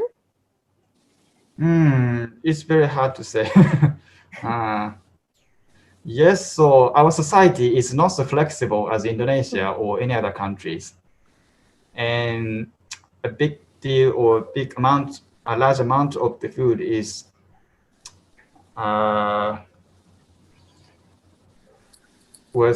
selling to the consumers, but there is some countries is intermediating these distributions. So if we could have the previous markets, so I need the direct connections between farmers and the consumers. If this kind of relationships will be established well, then maybe we can, maybe it will be one of the solutions. But we have already known that the food price is very low, and we often don't want to pay for much money to the farmers on agriculture sectors. So it's first of all, we need to change our mind to, as I say, pay for monies to the farmers. Thank you, Dr. Tanaka, for your insight. I want to move on to Professor Panda. Professor Panda, are you here with us today? Okay, I see you. Maybe you can unmute yourself because we haven't introduced you earlier. Good morning. Good morning, Professor Panda from Central University of Rajasthan, India, whose expertise in biotechnology. How are you? Yeah, I'm good. Okay, Professor, from your expertise point of view, how can biotechnology and bioengineering help people to become more resilient in facing this pandemic and the global challenges? Yeah, thank you very much for inviting me. And well, the global pandemic has taught us a lot, and the whole world was not prepared for it, and the climate change for which the conference stands is not that directly visible as the global pandemic, which we are going to see the real scenario of climate change in near future if we do not control the all the advanced anthropogenic activities what we have been inflicting on the on this planet. Well, biotechnology is certainly playing a great role in starting from the management, the epidemiology, the cultural aspects of getting habituated to live with pandemic, and also the development of vaccine for which the whole world has been actually waiting. So understanding the genomics, understanding the epidemiology, the biology of virus, the transfer, the origin of the virus, and with the beginning of the 21st century, we have been listening, or we have been seeing scenarios of the SARS viruses, whether it is in Southeast Asia or in the Middle East in the form of SARS or MERS. So the SARS-CoV-2, which is not that different, but with that much of difference that it created a pandemic in the whole world. So understanding the basics of starting from the reception of the virus by the living cells, especially the alveolar cells of the lungs, and understanding the variations that's being often or very often that has been happening in the genome level, which is posing a threat to develop a generic vaccine, and the also identifying the urgency of having a vaccine, that how fast we should be developing a vaccine to cater to a scenario of Spanish flu-like scenario, even after 100 years of the Spanish flu. So this has actually taught us a lot, that certainly the biotechnology labs and industries have been working a lot on developing vaccines, whether it is DNA vaccine or RNA vaccine or attenuated vaccines, so that it can reach in appropriate form by the middle of the next year, and so that gives a relief to the people to start their normal activities. We are still psychologically treating us as like normal, but it's not normal. It's really still a threat, the way it has been rampantly or savagely it has been entering into different countries, communities, or cities, or even the villages. So let's hope for the best, that we would come out of this scenario in near future with the labs which are working. Also the labs in our university also working on this COVID pandemic management and integrated approaches. So a lot of researches are being done globally to tackle the scenario, and it's a good news that the vaccines are in pipeline. Okay, since you've talked about, you've mentioned about the vaccine, so when do you think the vaccines are ready to be distributed throughout the world? And can you predict when can we recover from this pandemic? Yeah, the vaccine scenario is like that. Many of these companies and the global leaders, in collaboration with the different universities, have been making the vaccine. And the good news is that the biology of the SARS-CoV-2, especially this virus, coronavirus 2. Which is very well, the genome sequences of various strains across the globe is known, and most of the vaccines are based on this spike protein or S2 or related to that. And the whatever form the vaccine may be, whether DNA or attenuated vaccine, what's being done for the Oxford vaccine, or you hear about the Sputnik vaccine, or you hear many other Italian companies in Italy, the vaccine labs in Italy or US or many places. It has to undergo the regular clinical trials, and the regular clinical trials, historically the vaccines have been taking number of years to come out, and the youngest or the earliest is was 5 years for the Ebola virus vaccine. So we are actually thinking of the ideal time that's being predicted is not less than 18 months. So that if it crosses through the all the 3 clinical trials, phase 1, phase 2, and phase 3, and then the licensing and distribution and the mass vaccination kind of stuff in most of the Southeast Asian or other countries, and the availability of the vaccine for the amount of people who needs to be vaccinated is again a very big question. So there are many questions which are still there. Even if the vaccine can be designed in a week or a month, there are many other aspects of it. But hopefully by the middle of or by August or by the August of 2021, the vaccine should be possibly available.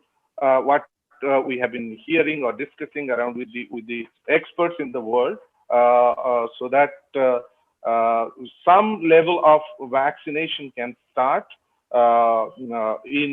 from whichever lab, maybe if it passes through all the regulatory bodies. I see. Thank you.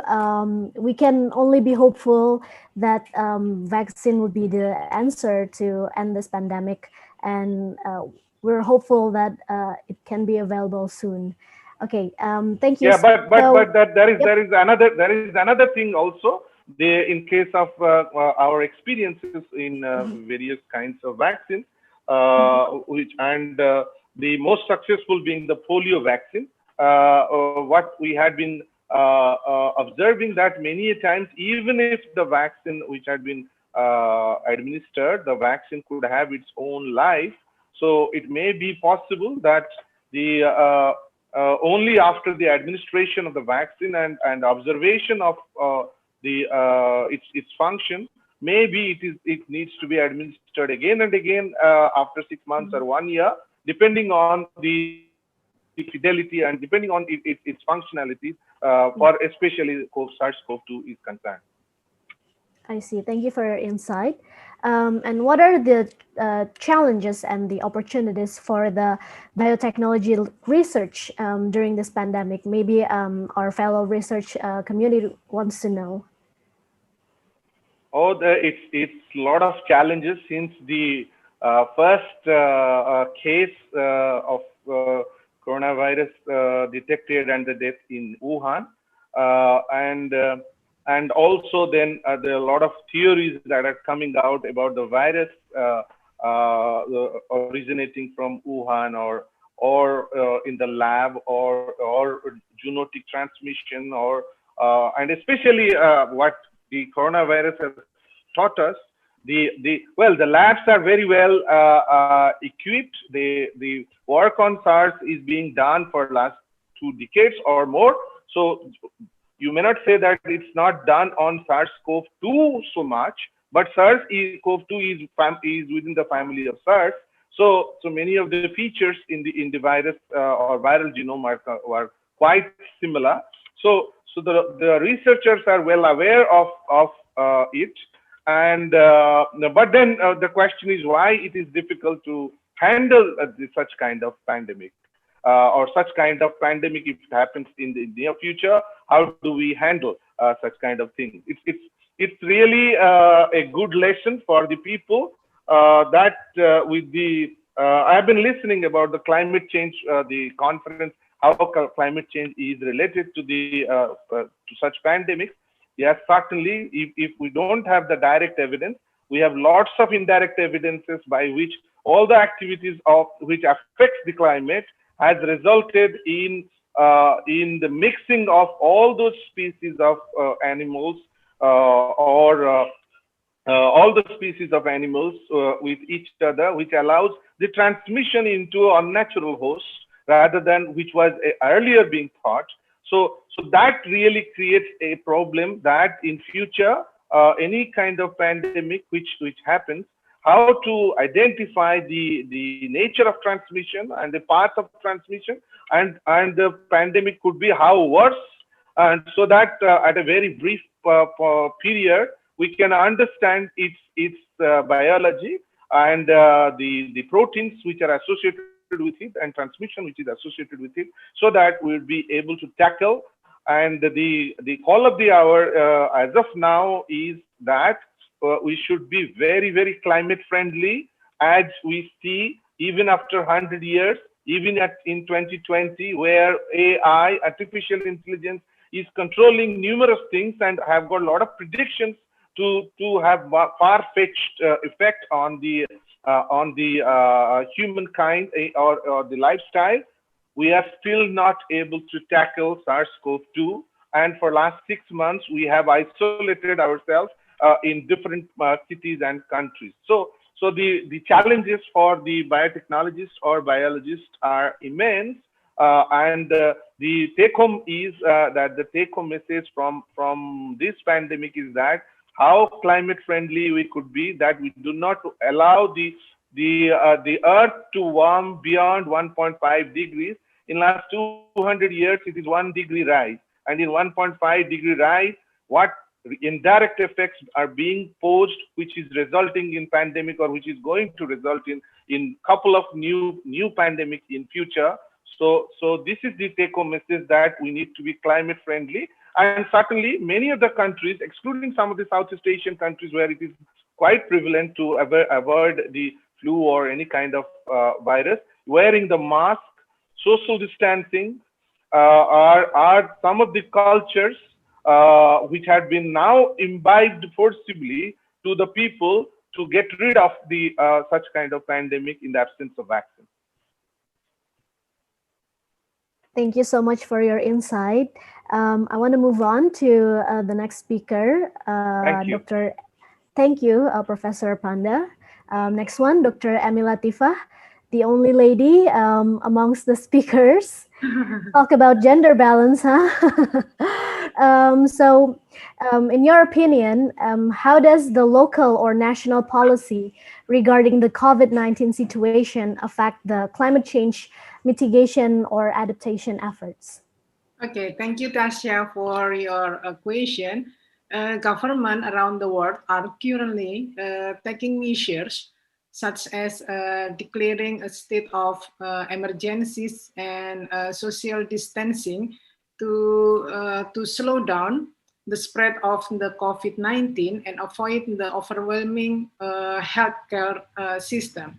And first and foremost, containing the infection to protect human life and cope with the associated socio-economic impact is of the utmost priority. Some of the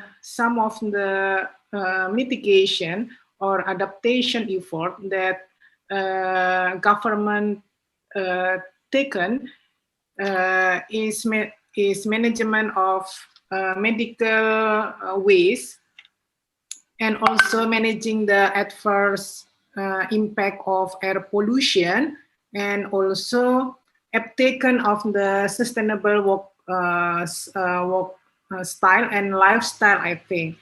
And what kind of that mitigation? First, the management of medical waste is the most problem that government should tackle to this pandemic. I think healthcare facility have experienced an explosion in the use of specific kind of medical supplies, including disposal masks and gloves, and which has caused a rapid increase in medical waste. Managing these issues effectively is an urgent and pressing need, in part to avoid this waste from becoming another source of contamination from the virus, I think. And World Health Organization and the Basel Convention, it is what my expertise in international law, provide international guideline on managing medical waste. Many facilities, however, lack appropriate system for medical waste management. In developing countries, including Indonesia, waste management facilities also may still be inadequate.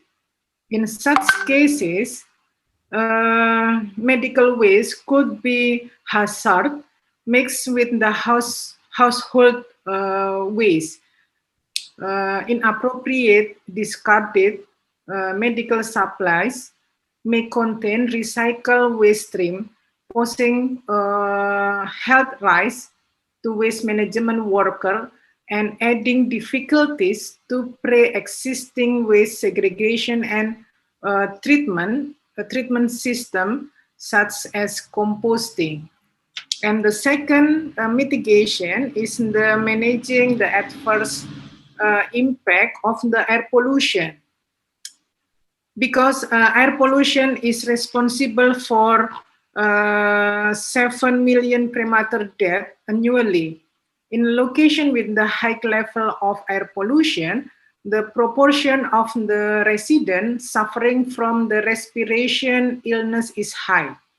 Individually infected with the COVID-19 are likely to be at the higher rise for serious illness and premature death.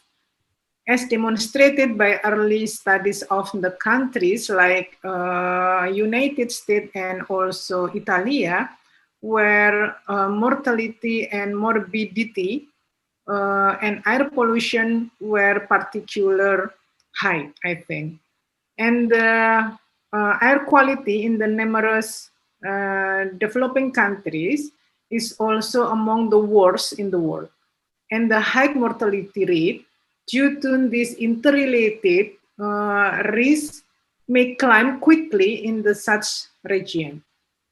So it is true that COVID-19 emergencies, lockdown, and stay-at-home restriction may have ambient air quality in the many ASEAN countries and ASEAN cities significantly better.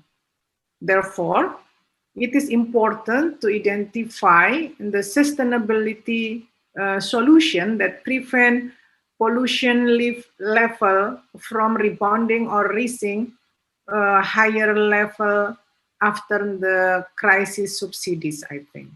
And the last mitigation is uptake of the sustainable work style and lifestyle.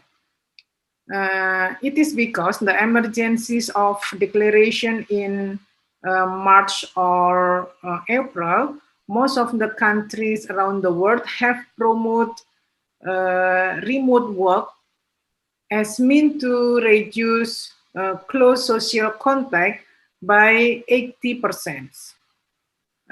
It is about 80%. Remote work is also being rapidly introduced across the rest of the world. The variety of the meeting, from school lesson to the international conference, are being convened online, like we have even today. And it is also recommended that social engagement take place by the same meaning, leading to substantial changes in lifestyle as well as work style, I think. And as the result, commuting time has decreased drastically. An associated decrease in greenhouse emission is also expected. Moreover, improvement in air quality and other secondary effects have been observed in both developed and developing countries. Such practices may improve not only in the environmental but also work-life balances, and should be maintained to the extent possible even after the emergency period ends, I think. And it is recommended that these lifestyle changes be promoted and become mainstream in society as part of the broader effort to transform behavior needed to zero carbon society. I think it is the urgent step for the government to tackle the mitigation. And while reflecting on the experience during the COVID pandemic, it is necessary to consider that what kind of the policies would be needed in order to realize these transformative behavior changes. That's my answer, Tasha. Thank you for your explanation and for your recommendation. Last but not least, I want to talk to Dr. Mahawan Karunyasa about our commitment in emissions reduction. So, Pak Mahawan, does this pandemic slow down or perhaps accelerate the emission reduction efforts around the world? Okay, thank you, Tasha. May I start from the what we call the long-term global goal of the global climate action under UNFCCC is to hold the increase in the global average temperature to well below 2 degrees Celsius above pre-industrial level, and to pursue effort to limit the temperature increase to 1.5 degree Celsius. This will significantly reduce the risk and impact of climate change. But the IPCC has warned us that going beyond 1.5 degrees Celsius will increase the frequency, intensity of climate impacts, such as heat waves, storm, and in Indonesia especially will increase the 3 major hydrometeorological disasters, with 90% of disaster in Indonesia, flood, landslide, and extreme wind. So does this pandemic will slow down or accelerating the emission reduction of water? From my view, it is not about slowing down or accelerating. This pandemic, this difficult situation is a momentum, because from the positive side, that remarkable awareness on environment is, we know that. So that's why we need this momentum to strengthening the climate action, to enhance the mitigation reduction of water. And as we know that the global emission is predicted to fall 5% in 2020, but it is not enough to achieve the global target, because we need more than 7% annually to achieve that. And on the other hand, that potentially when pandemic pays, we may back to business as usual behavior, back to driving car and burning fossil fuel. So that's why pollution will return to cloud and the skies. So that's why this, from my view, that the climate action is not on hold. We need to continue climate action, and we need more of that compared to previous what we did. That's my answer, Tasha. Okay, so while dealing with the pandemic, perhaps some of the funds that should have been attributed to green projects are reallocated to solve COVID-19 problems. So how can governments around the world meet their NDC commitment within this time? Yes, that is the challenge actually. The first is that, as I mentioned, the COVID-19 is predicted to will cut the emission, and it is predicted that cause dramatic impact on carbon emission crash. Maybe it will be the biggest carbon cut ever recorded. But in one hand, it will help to achieve the NDC's target of the parties of the countries. But the key is actually how the parties, the countries implement sustainable recovery when addressing their national economic recovery. That's the point, because maybe the impact of COVID-19 regarding the emission cut, maybe only in the short time. So climate change is a long-term goal. So that's why it's very important to address national economic recovery from a sustainable recovery perspective. Tasya. Thank you so much for your answer. So we've talked about how the pandemic affects our lives. Now let's talk about climate change solutions. I want to start with Professor Sutarno, whose expertise in biodiversity and biological science. Professor, in your opinion, how can we live in harmony with the nature?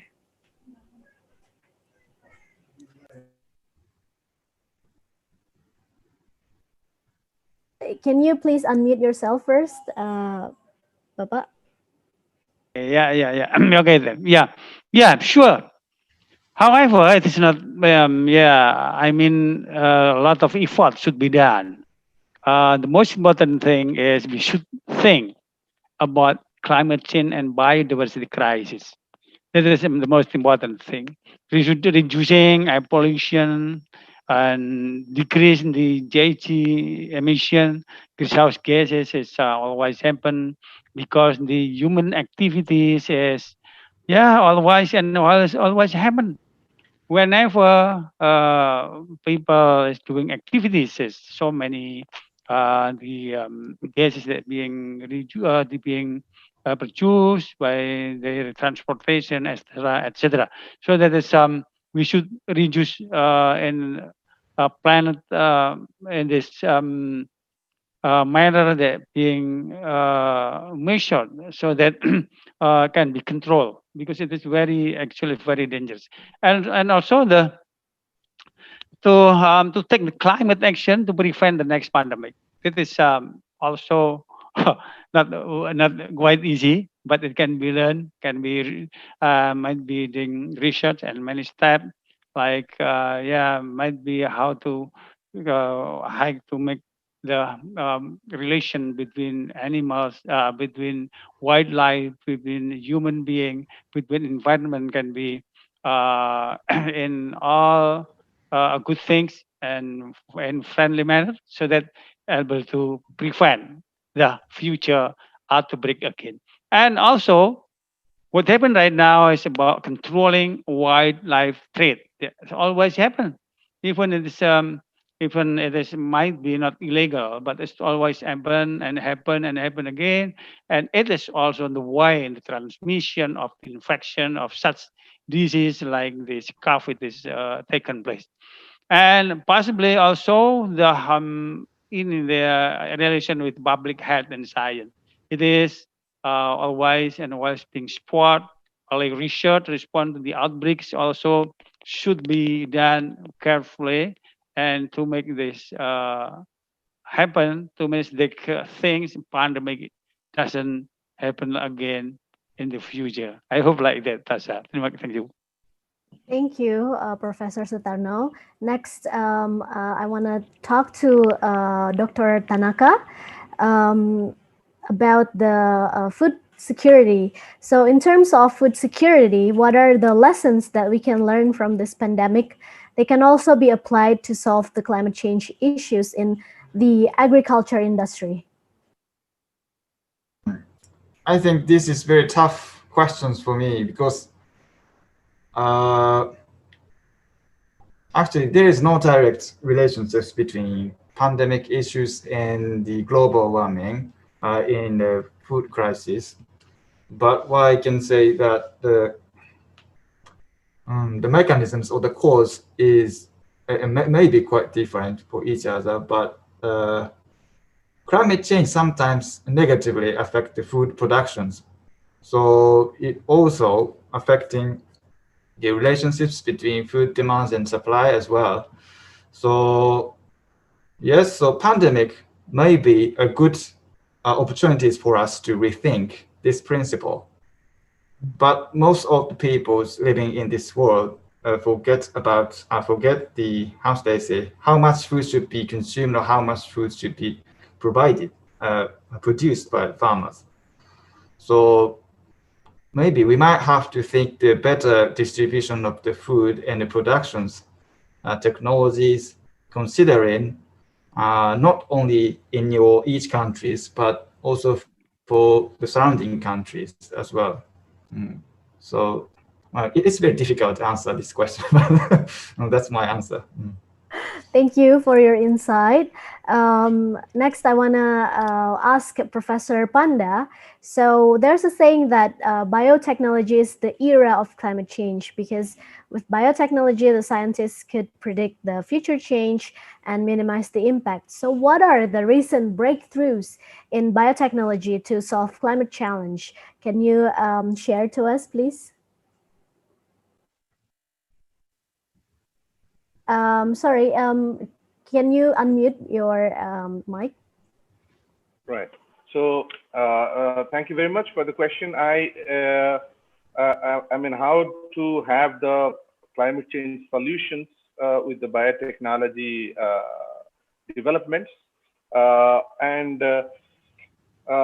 Climate change is certainly posing a threat to agriculture, and with little increase in temperature or pollutants, all that is associated with climate change have introduced numerous new pests, new agricultural insecurity, food insecurity for the future.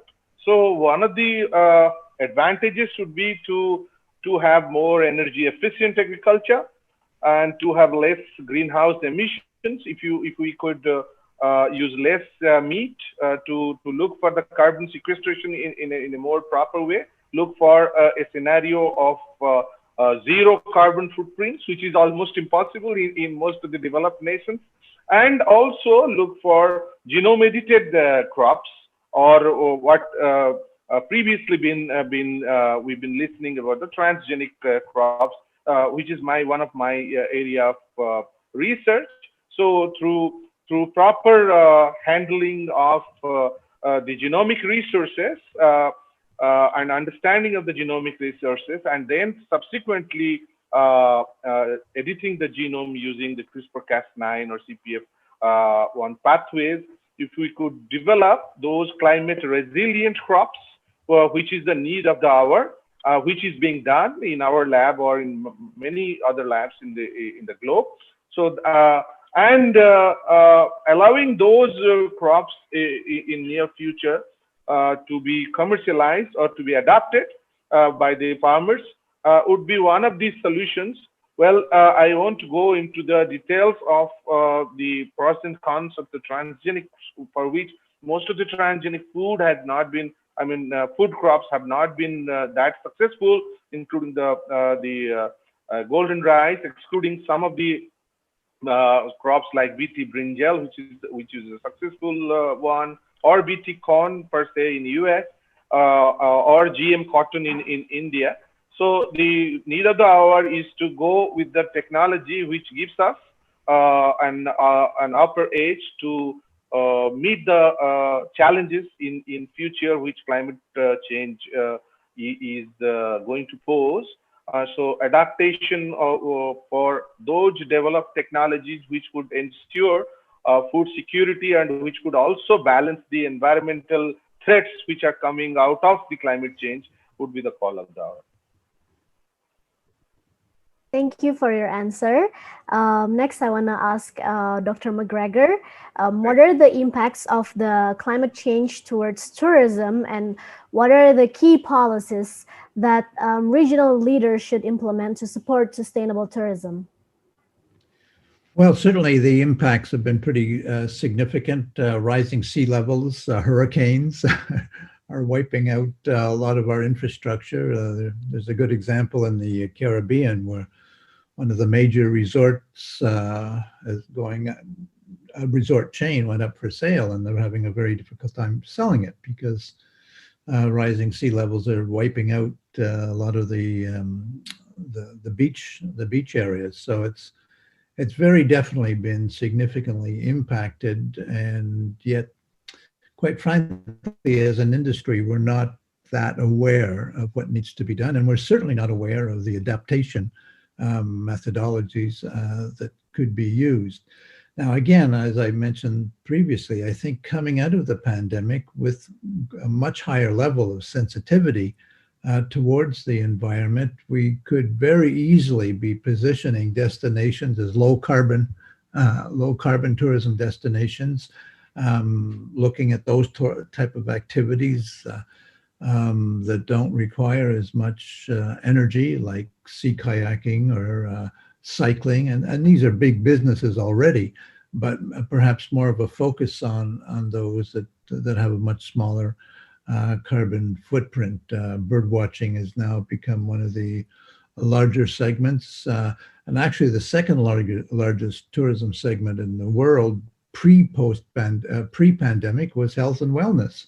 So I'm expecting that that's going to become much more of a viable sector where people actually go just to learn to be healthier, learn how to cook, etc. So those destinations that offer those, hopefully we'll be able to package it and present it in a way that reduces their carbon footprint substantially. Or we just won't have the resources left with climate change. And as I say, we're really seeing that now in the Caribbean, for instance, with the amount of hurricanes that are literally wiping a lot of the resort facilities off the map. And so we've got to be coming to terms with that, with the type of products. We don't have a good handle on the air traffic, by the way. That's one of the ones. About 8% of CO2 emissions come from aircraft, and a lot of them are moving tourists from point A to point B. So that's one area that we really need to be looking at much more seriously in terms of lower CO2 producing fuels. Thank you. Still in the realm of tourism and sustainability, Dr. Agung Suryawan, sometimes the solutions to the climate change are within the local wisdom. So what are the Balinese local wisdoms that can be turned into policy in order to solve climate change issue or tourism issues? Yes, thank you, Tasha, for the question. Actually, in Bali, we have a local wisdom. They call it Tri Hita Karana. Tri mean tree, Hita mean happiness, Karana mean cause. Three causes of happiness. So there's a harmonious relationship between human being, relationship between human and environment, and then human with the creator of the God. So that the basic principle that we have in Bali. But this is still in the philosophy. We have to make it down to the earth. There are many things has been done by people in Bali, especially from the government and from the tourism industry. They try to implement the three causes of happiness. So how to protect the environment, how to conserve the environment, and then also how to make the very nice relationship between human being. Yeah? between human people and people, and also how to praise to the Creator, to the God. That's the thing that we have learned from our philosophy, but still far away from the ideal implementation. So we try to to implement this very high level of philosophy down to earth, but still difficult. But we have the government and people of Bali try to implementing it into indicators or criteria, but still not successful yet. But at least, especially in the tourism industry, many businesses in Bali involving in the what we call Green Tourism Award. They are using the criteria of Trihita Karana philosophy.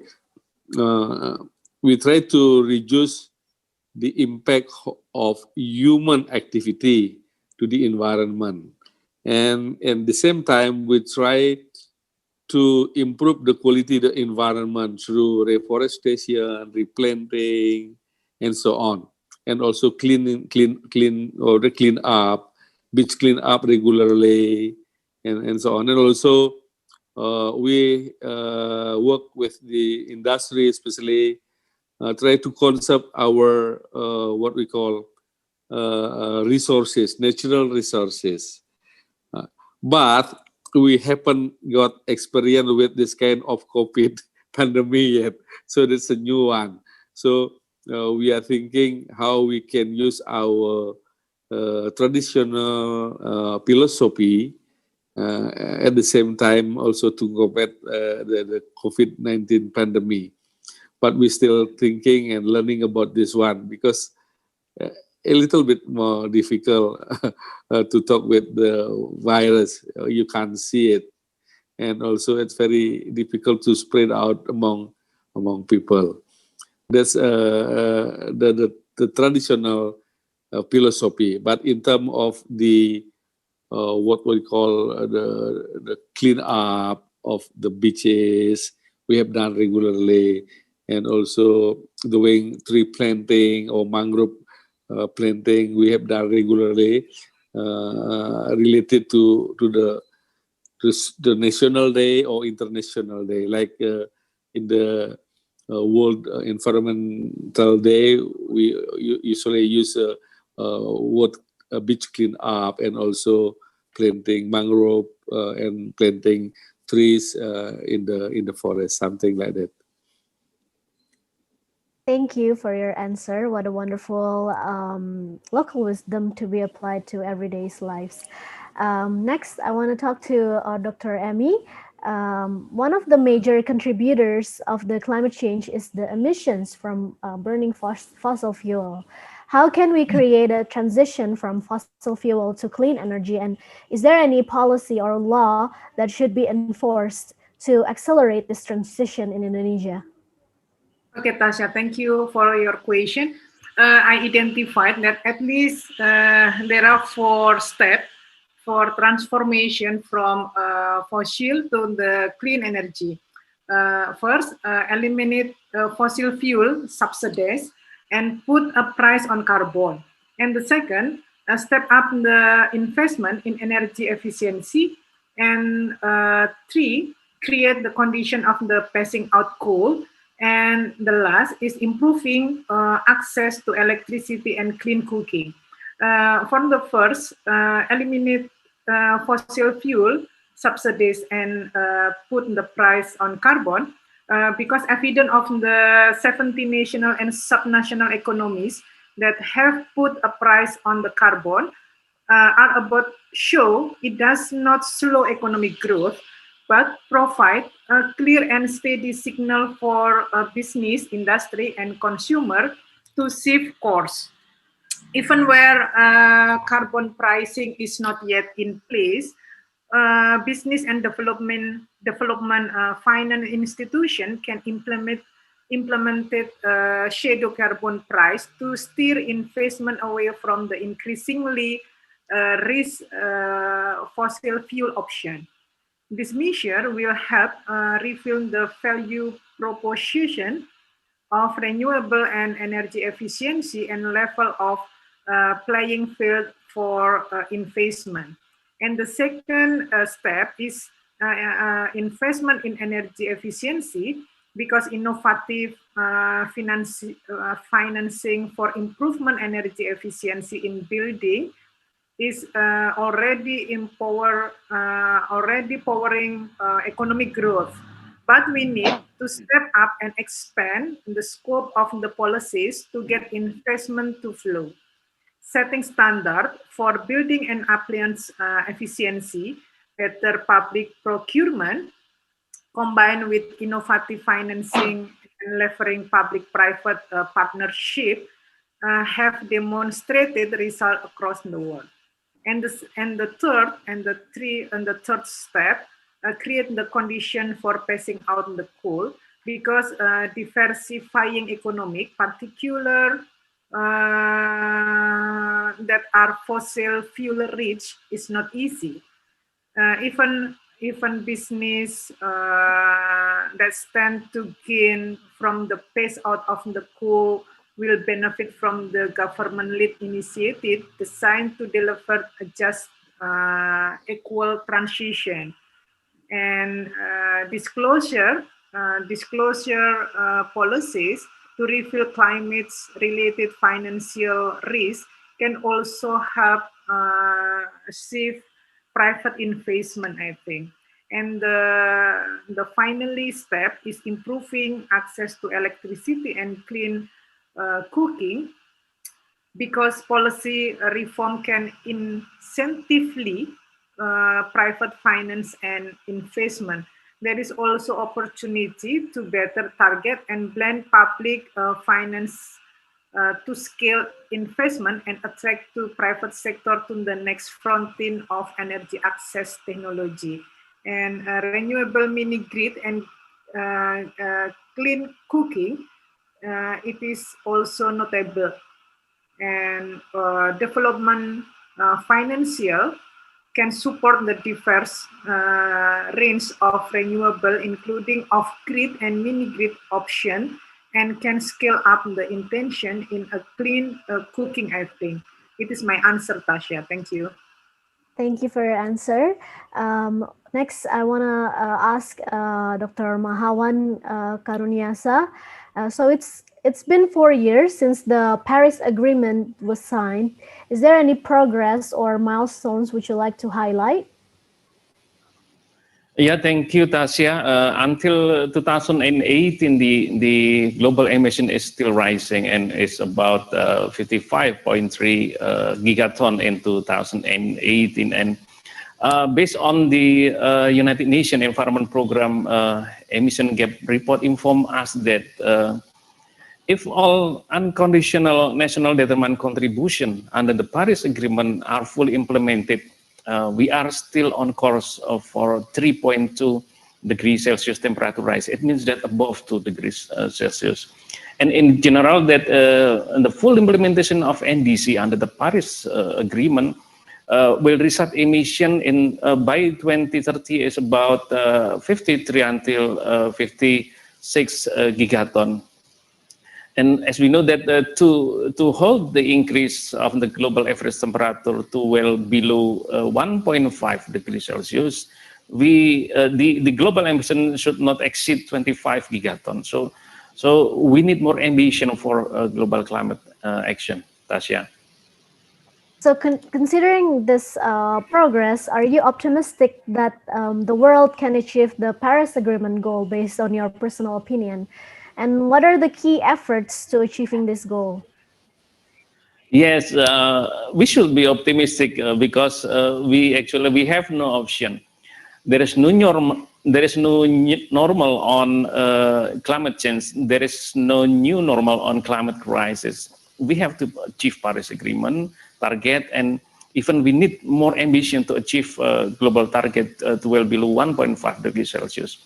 And again, from my view, that the key to achieve Paris Agreement is how the parties or countries implement the sustainable recovery, especially from the COVID-19 when addressing their economic and their national economic recovery. I think from my view, that is the key point, how to continue the climate action while we need to address the COVID-19 pandemic. That's my answer, Tasha. Thank you very much. Thank you. So last question is to Professor Udin. Professor, so how can we take care of ourselves, our health, while also taking care of our planet? Okay, so how could we, yes, first, before going to the planet, let us first take care of ourselves, our health. So Professor Pandey, so as he mentioned that maybe next year around August, there should be some vaccine, possibly, we don't know, unless the vaccine is over there. And then at the door, there is a lot of things is, there to be, to be reached to the public. However, until then, we need to be taking care of ourselves. For example, though the social distancing is misnomer, is a physical distance. We are doing the social, the climate, conference we are doing. So this is the social gathering, but this is the misnomer. That we can do the physical distance. We need to take care of our health. We need to boost our immunity, and then we need to take care of ourselves, and then have to follow all the guidance, health guidance. And then as a whole, for that it is the lesson for us. We have to be we have to be prepared for this type of pandemic in future. So, and then we should be ready for this type of pandemic in future, and we should be careful on that. And then finally, which would like to be mentioning at it is the the climate change conference. So protecting our planet, which starts with us. Before us, we need to think of the planet. Here are just a few of the things which we can do to simply we can do to help protect our Earth, protect the planet. There is 3 R's, which is the reduce, reuse, and recycle. Cut down on what we throw away. For example, follow these 3 R's to conserve natural resources and landfill space. And then volunteer for cleanups in your community. We can get involved in protecting our watershed too, right? With the volunteering. And then we educate, right? When we further on educations, we can help others understand the importance and value of our natural resources. Conserve water, less water we use, the less turnout and wastewater that eventually end up in the ocean.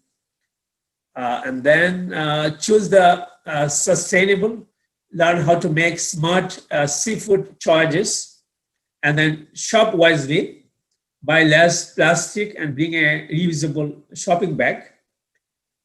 Use long-lasting light bulbs, energy-efficient bulbs, and then plant a tree, which is very important. We have to have the tree for having our provide the food and oxygen. Don't send chemicals into our waterways. Choose non-toxic chemicals in the home and office. And lastly, bike more, drive less to to make it cleaner. So, and then finally, thank you, Tasia, for for asking. And maybe I'm the last one, and then I'm the other side of the world. It is around the midnight, so I'm sleepy, and then I teach one online class. What time?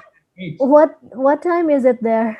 It is 11:39. It's 11:39. It is it's Okay. not bad.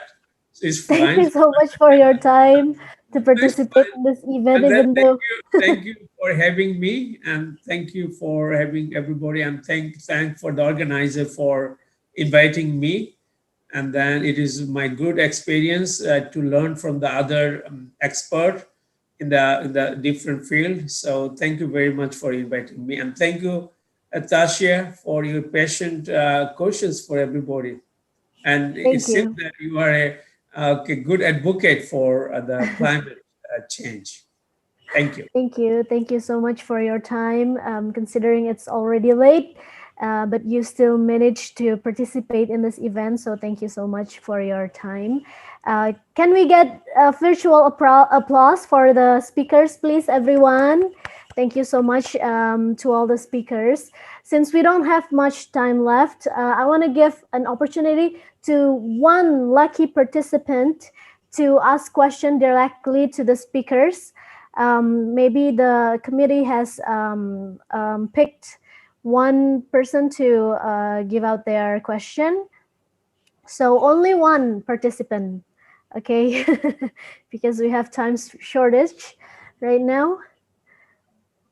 Is there anyone who wants to ask, who have a question? Good morning, good noon. This is Luz Yes. Angeles from the Philippines. Oh, hello, good afternoon. Yes, may I ask, this question is directed to Dr. Tanaka. As he was sharing a while ago about the impact of pandemic of COVID in Japan, I was kind of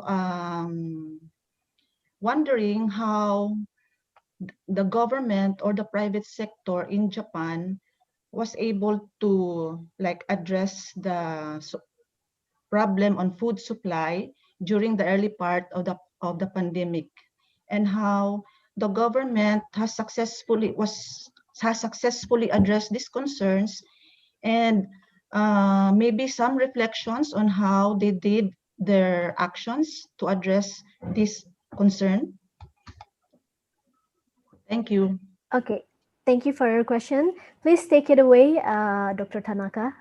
Thank you for your questions. And actually, I'm not familiar with the government actions, how to solve these issues, but I heard a lot of the news and I read the newspapers, and they are reporting that the farmers or the consumers are trying to distribute foods flexibly. I made directly connections between them. So, how should I say, some unsold food for the school canteen was sold to the local consumers in low prices to avoid wasting food. Maybe there is so many these kinds of activities, direct activities between the consumers and the producers. But actually, I'm not sure whether there will be some governmental work or some actions. Sorry, but I heard a lot of the news. That's okay. Thank you so much for your answer. Hopefully there will be more efforts from the government, or let the market work to solve the food supply and demand issues in Japan. Thank you for your answer. Okay, everyone, thank you so much for your participation. And of course, thank you to all speakers to participate in the International Conference of Climate Change. So from this discussion, we learned that there is indeed a connection between this pandemic and the climate change. Even as the world works to stop the spreading of coronavirus and begin recovering from it, We also need to act now to avoid climate disaster by building and deploying innovations that will let us eliminate our greenhouse gas emissions. The only way to avoid the worst possible climate outcomes is to accelerate our efforts now. Once again, thanks to the speakers and to all of you who have joined us today. It was my pleasure to lead today's discussion. Now back to Dr. Penrose.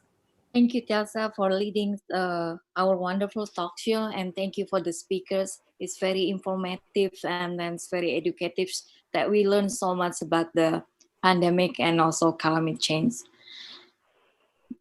Allow me to pick some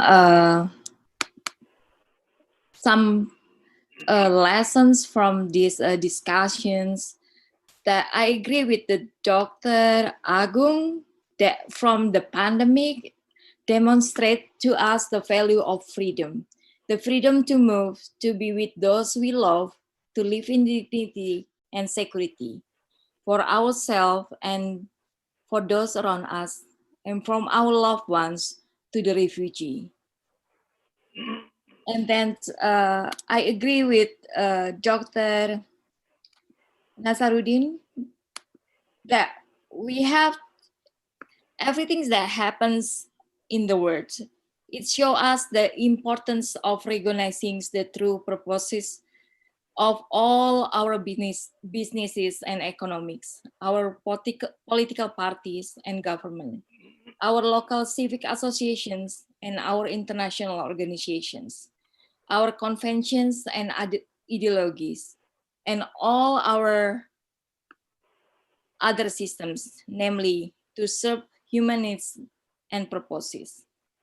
And we learn how much we need an early warning system for future crises, whether from climate change or pandemics. Future global crises may not just come from the disease, which is why a warning system like the WHO proposed EpiBrands offer the comprehensive model. Having a system we can trust in is critical.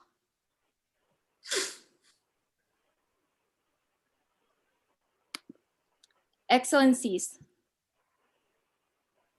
distinguished guests, participants, ladies and gentlemen, the decisions that we make today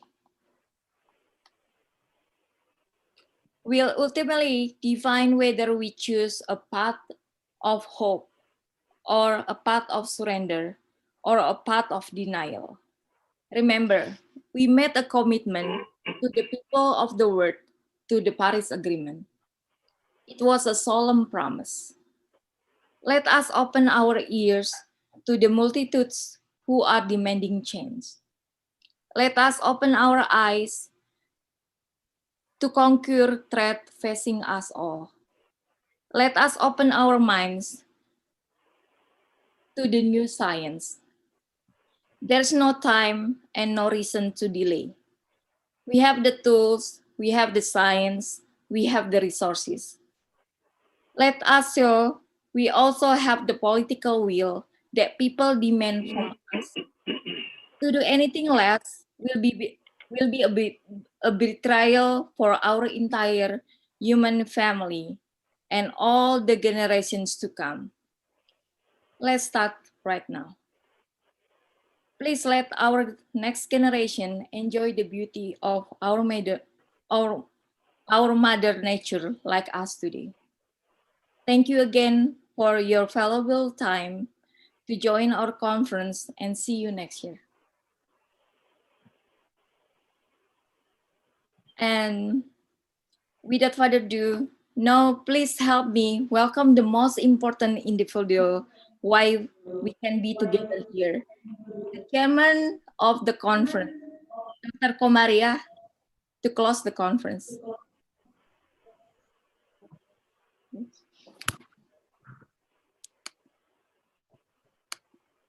Dr. Komaria. I think he's busy.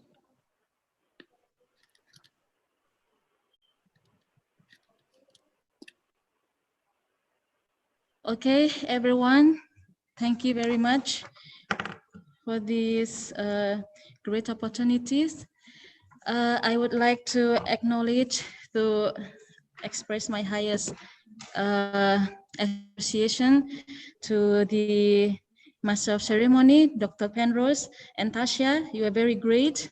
And then to all the invited speakers that I cannot mention one by one, and also to all the sponsors from Sebelas Maret University, and then Udayana University, and also Gifu University, Waterpedia, and then UNFCCC, and also the APK. Thank you very much. And I also would like to express my higher thanks to all the committees that have been work day and night to make this conference successful as today. I would like to mention the name one by one. This is a very rare opportunity for me, for Dr. Ali, Dr. Nino, Dr. Gunam, Ibu Su Mahmani, and then Ibu Ita, Dr. Yana, Dr. Yuli, Pak Ganjar, Pak Sidik, Mr. Widi, Mr. Mursidi, Ms. Alwa, and also Mr. Bima, Venita, Rahajang, Mr. Mashkur, Aziz, Ms. Umi, and then Yahya, Wisma, Dewi, Prita, Fuadi, Nisa, and Anggi, one by one. Thank you so much for your valuable support for this conference. And after this session, we would like to invite all the participants to join the parallel session. Again, thank you very much. I cannot mention one by one. For all the invited speakers, thank you very much for your for sharing your knowledge with us. It's really how to say, it's a really unforgettable, valuable knowledge for us. And of course, we, especially for Professor Sutarno, we wish you the best. Thank you so much. We hope everything will be fine with you. Thank you so much, everyone, and see you next year. Thank you so much. Thank you.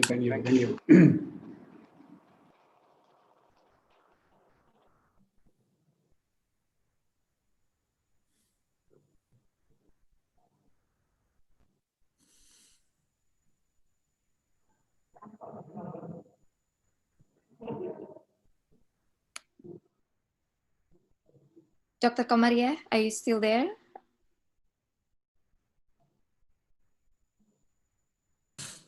I think we're going to keep going to the door prize right now for the participants.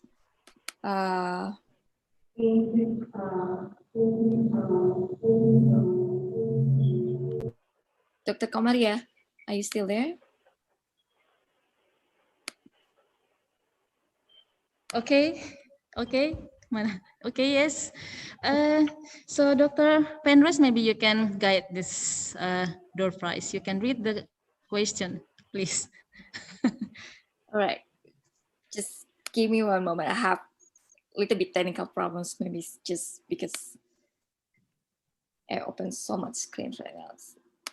Okay, Dr. Penrose? Yes, I'm here.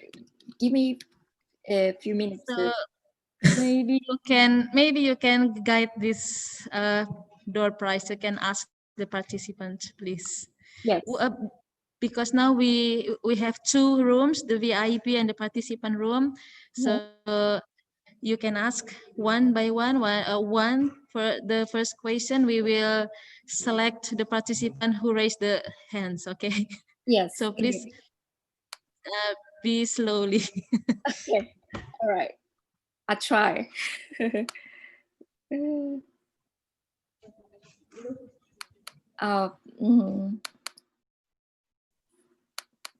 I apologize. Just give me a minute because my computer's froze.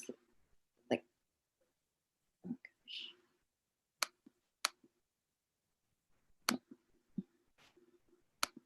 all right.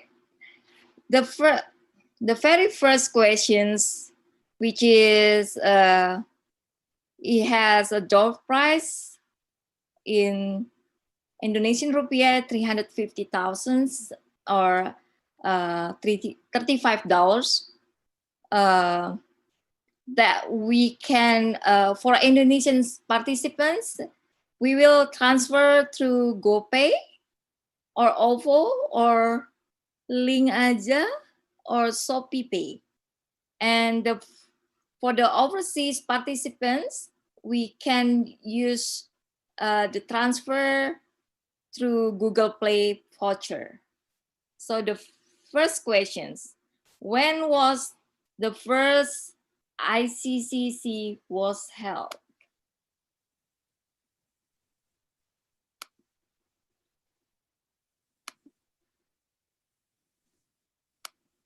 Okay, Dr. Komaria, I cannot see from my end the participants who raise their hand. Can you help me? Dr. Komaria.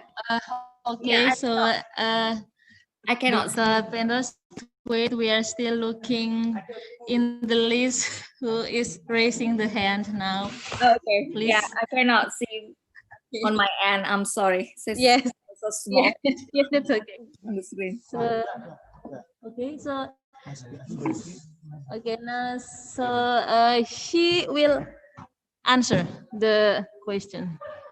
Please, Mr. What's the name? What's your name, Mr. sir? Mr. Hasbi Asidik. Yes, thank you.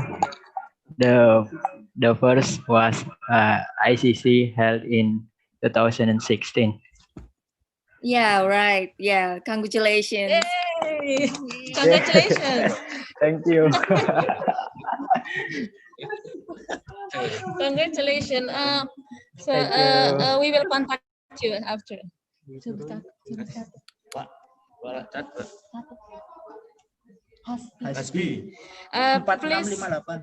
Please wait while we are taking notes of your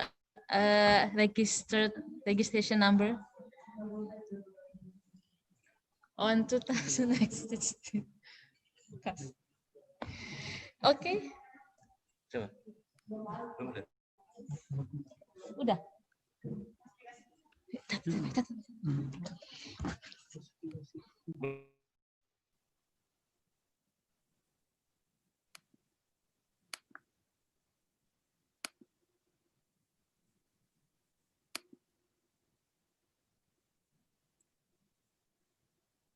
Okay, Tanti, you can go to the second question. Of course. Now everybody know my nickname, right? Sorry, Dr. Penrose. That's okay, Kasin. And then the next questions, number 2. What is the evaluations of the main organizer of ICCC? Can you help me? Yes, we are still waiting for the raising, but it seems that the committee would like to answer. Well, no, but committees members. So they're still thinking. No one raised hand yet. Oh, okay. Okay. Probably tough question. Maybe. Oh, okay. Yes. Many. Many questions or many? Okay. Let's.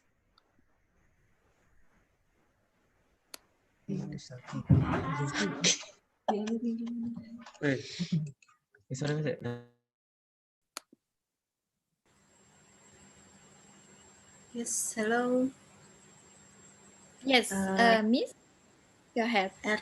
Universitas Okay, 11 yes, Maret. please. Can you repeat again? Yeah, more specific. 11 Maret, UNS. The answer is to more, both. more specific. Pasca sarjana. Okay. How how to say that in English. Oh, sorry. That's okay, probably that's fine. I can translate that for you.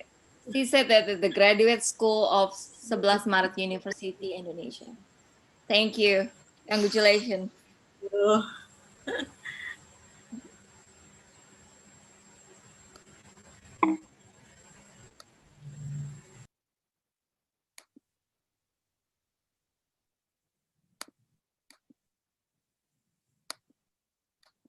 Okay, please, Dr. Penrose, you can go to number 3. Yes. And the last but not the least, please mention two invited speaker today that we learned so much from them.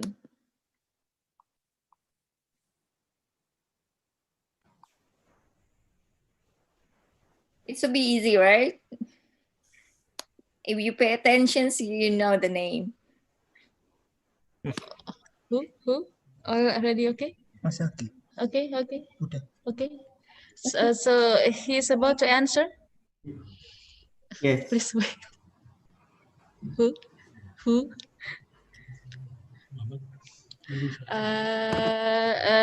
Please mention your name.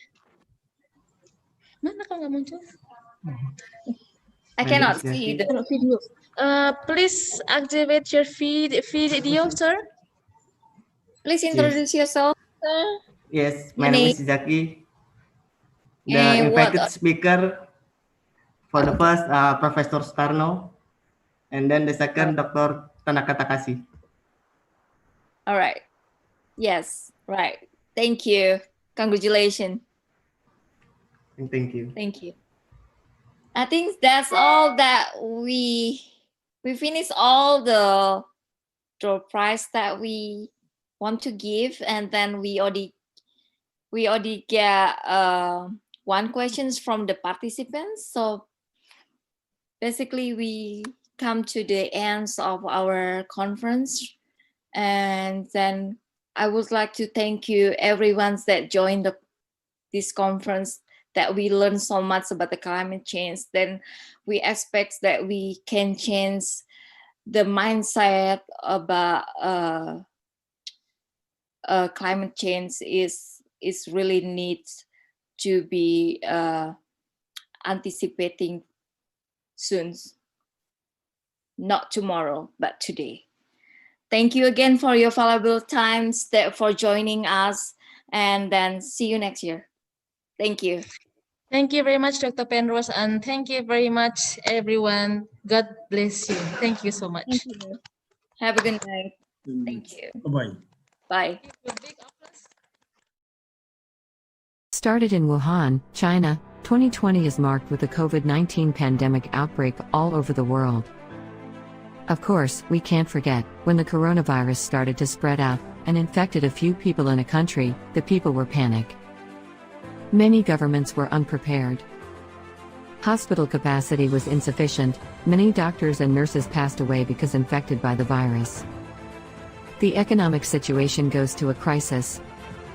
The students study from home, and people cannot go out to work. Many companies went bankrupt, and a lot of people ended in jobless, which resulted in food insecurity. Governments were unprepared, and thus, failed to overcome the situation. The death number increased day by day.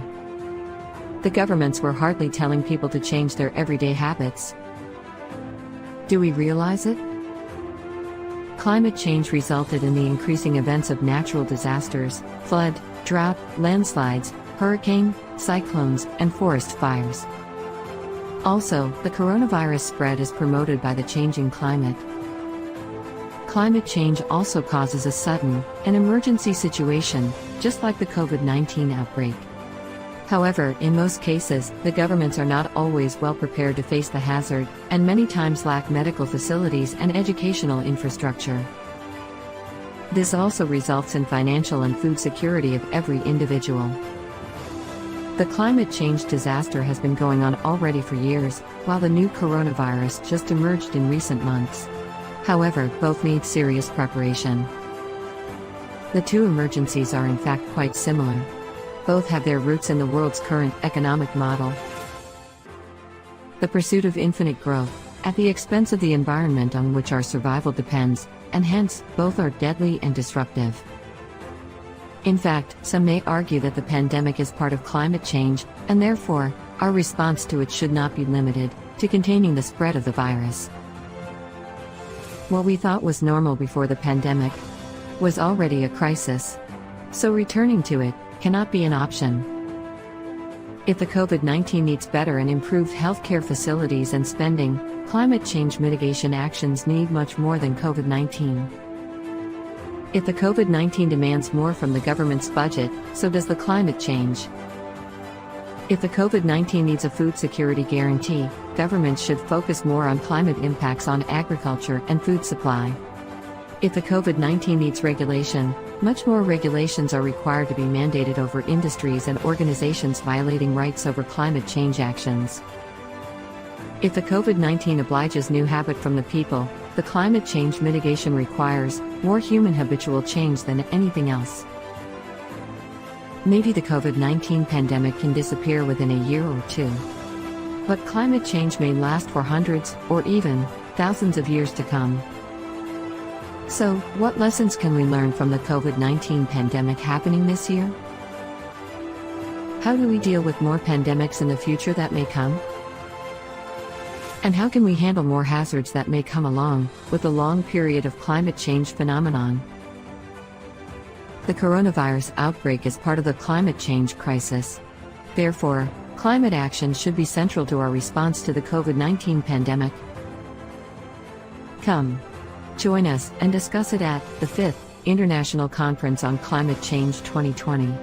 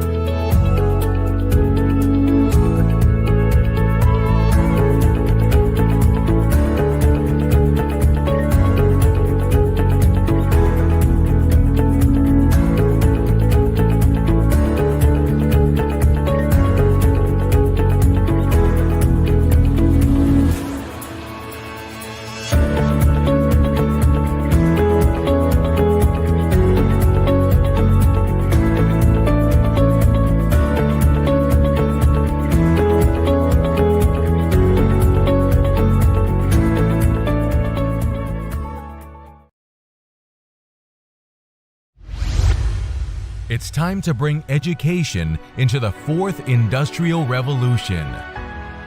Flexible, tailor-made curricula are taught by teachers who become mentors to their students, giving the workforce of tomorrow the tools to become active lifelong learners, independent problem solvers, and create a diverse and pluralistic society where every person understands and plays to their strengths, building a fair and self-sustaining model for education rather than knowledge.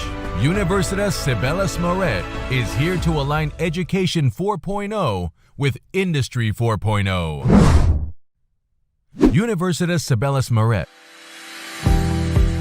was established on March 11, 1976. As one of the most outstanding universities in Indonesia, Universitas Sibelis Moret has noble ideals to develop the country. Universitas Sibelis Meret is located in the suburban area of Surakarta, colloquially known as Solo, a city in central Java, Indonesia. The city is located within a 50-minute flight from Jakarta and 1-hour flight from Bali. Solo is well known as a city of culture and the capital of batik. Universitas Sibelis Meret Surakarta has grown rapidly over the years. It has positioned itself to become the leading institution in Indonesia.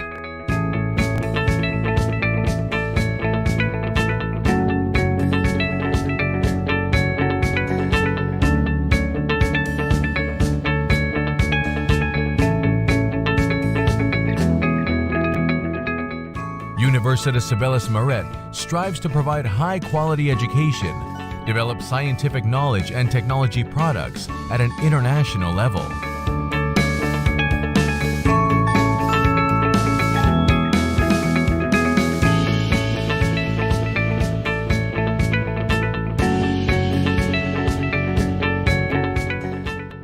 With its adequate and appropriate learning infrastructure, Universitas Sibelis Meret offers a unique and engaging learning environment and provides integrated IT facilities and information system in a convenient academic atmosphere and green campus area.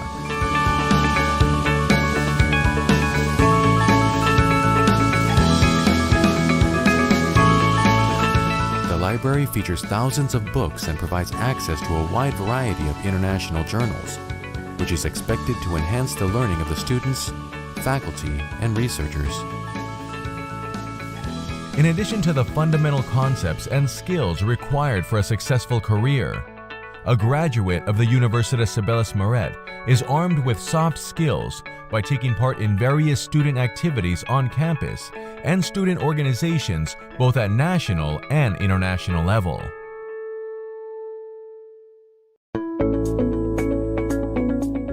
Students also have the opportunity to acquire global experience through student exchange programs, global internship programs, multilateral research projects, and other international collaborative activities.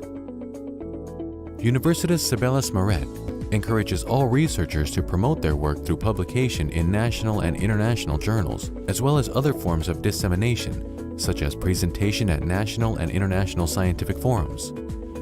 Researchers have produced excellent research products and become engaged in the activities of the community through various community service programs.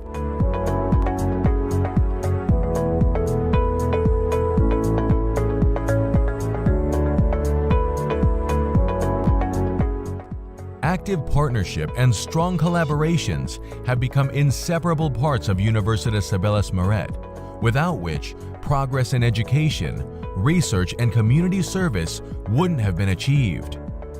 Our international partnerships create ample opportunities for student and staff exchange, research collaboration, and community service. International collaboration helps to give a global perspective on learning in order to address global challenges while still functioning in a national environment based on potential and local wisdom. Universitas Sibelis Meret has three main agendas toward a world-class university.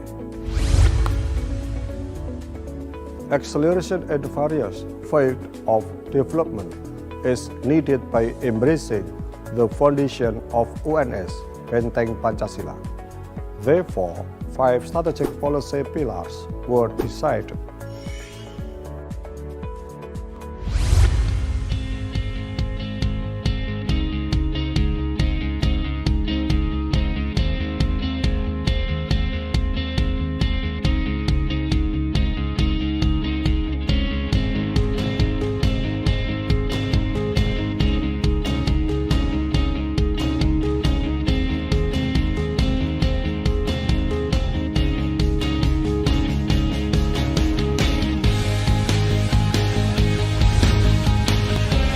We gladly welcome you to explore and experience our program and to enjoy our campus life, which depicts a blend of cultural power, professional life, and technological advance. Universitas Sibelis Meret, toward a world-class university.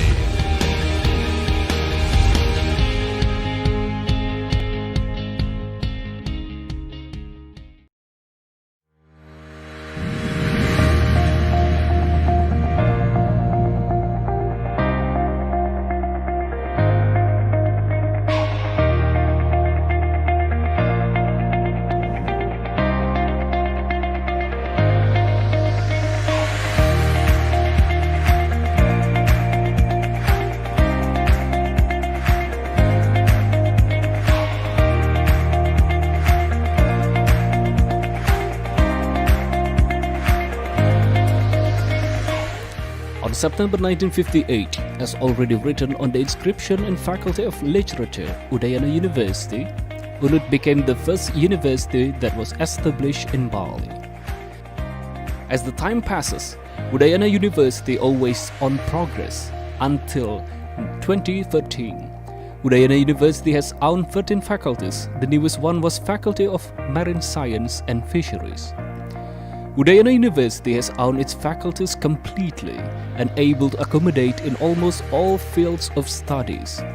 There are Faculty of Cultural Science, Faculty of Medical and Health Science, Faculty of Law, Faculty of Engineering, Faculty of Agriculture, Faculty of Economy and Business, Faculty of Animal Husbandry, Faculty of Math and Natural Science, Faculty of Veterinary Science, Faculty of Agricultural Technology, Faculty of Tourism, Faculty of Social and Political Science, Faculty of Marine Science and Fisheries.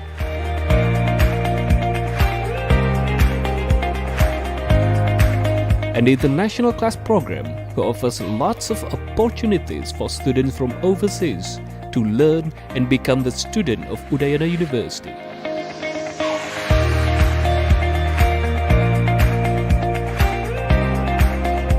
In the year of 2017, Udayana University has 173 regular international students that is registered from various countries. Yang belajar di kampus Udayana. Tadi beli milu belajar di Tadi beli dan main jalan. Udayana University has fairly complete facilities, started from language laboratory, general laboratory, student center, library, UNUD Academic Hospital, and Vidya Sabha Hall.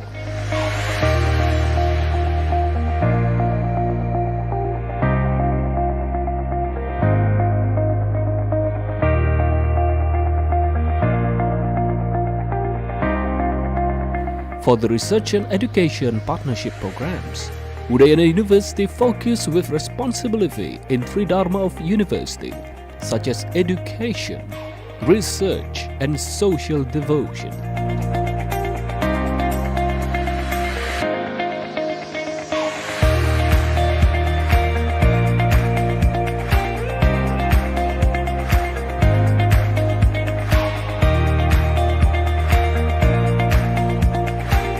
Udayana University reflecting its serious action along with the devotion for the virtue by the medium of knowledge based on the competence of individual morality, which called Taki Takining Sewaka Gunawidya.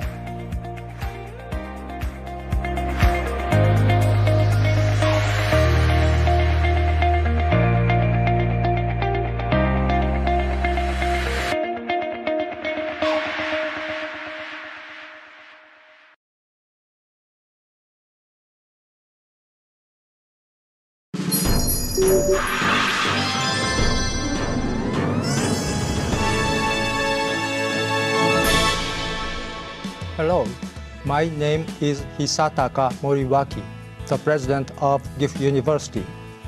Welcome to our internet lecture series provided by Gifu University.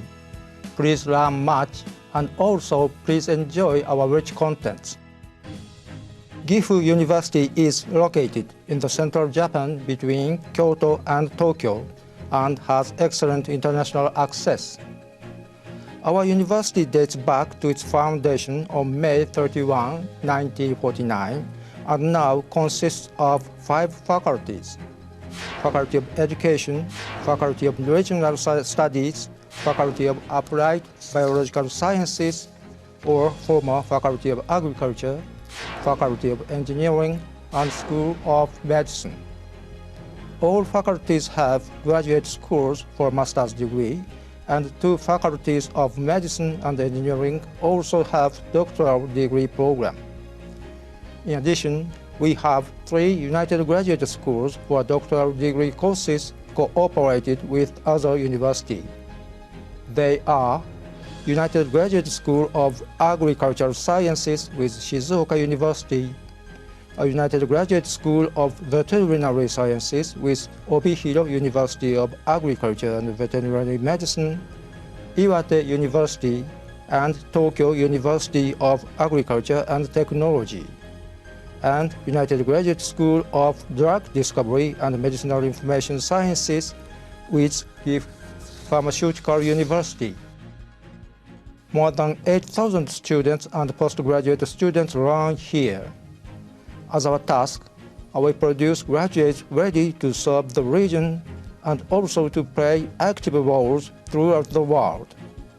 Under the banner of learning, exploring, and contributing, we provide excellent educational courses to produce globally minded graduates and also to train future candidates that conduct productive researches.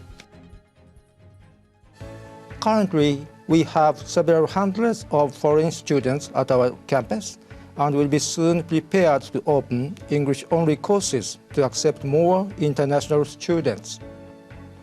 International association, including exchange student contracts, has been established between GIF University and 44 universities in North America, South America, Europe, India, China, South and East Asian countries, and South Pacific countries. Overseas branch offices of GIF University have already been established in Shanghai and Dhaka. Our internet lectures started in the year 2013 and are given mainly by United Graduate School professors. Initially, we provide lectures focused on environment science and life science, and other additional courses are in preparation.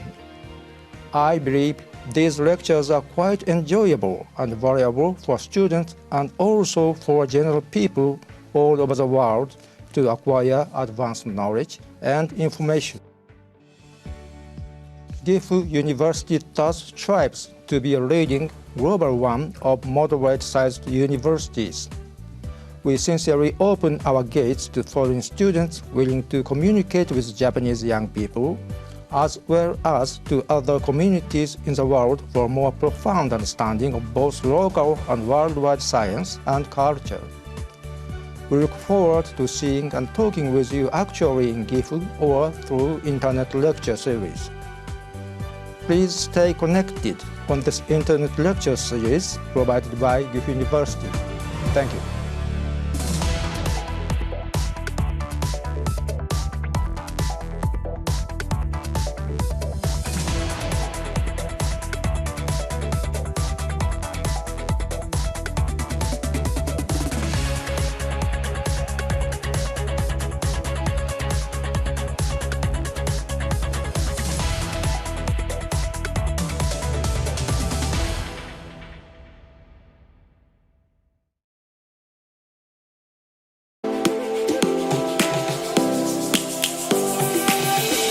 Lions roaring in the morning sun, searching for a longer day.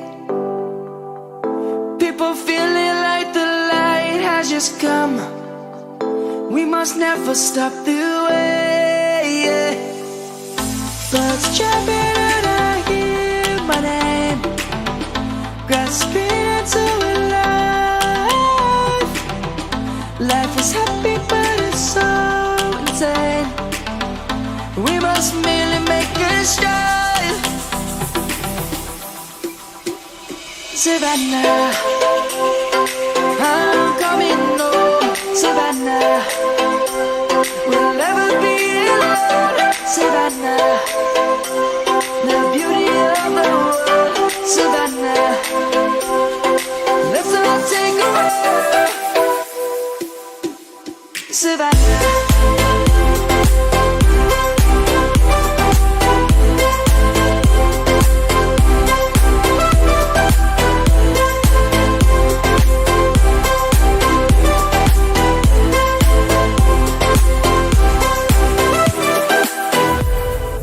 Lion's gonna come. The birds have just begun. We will always take a stand.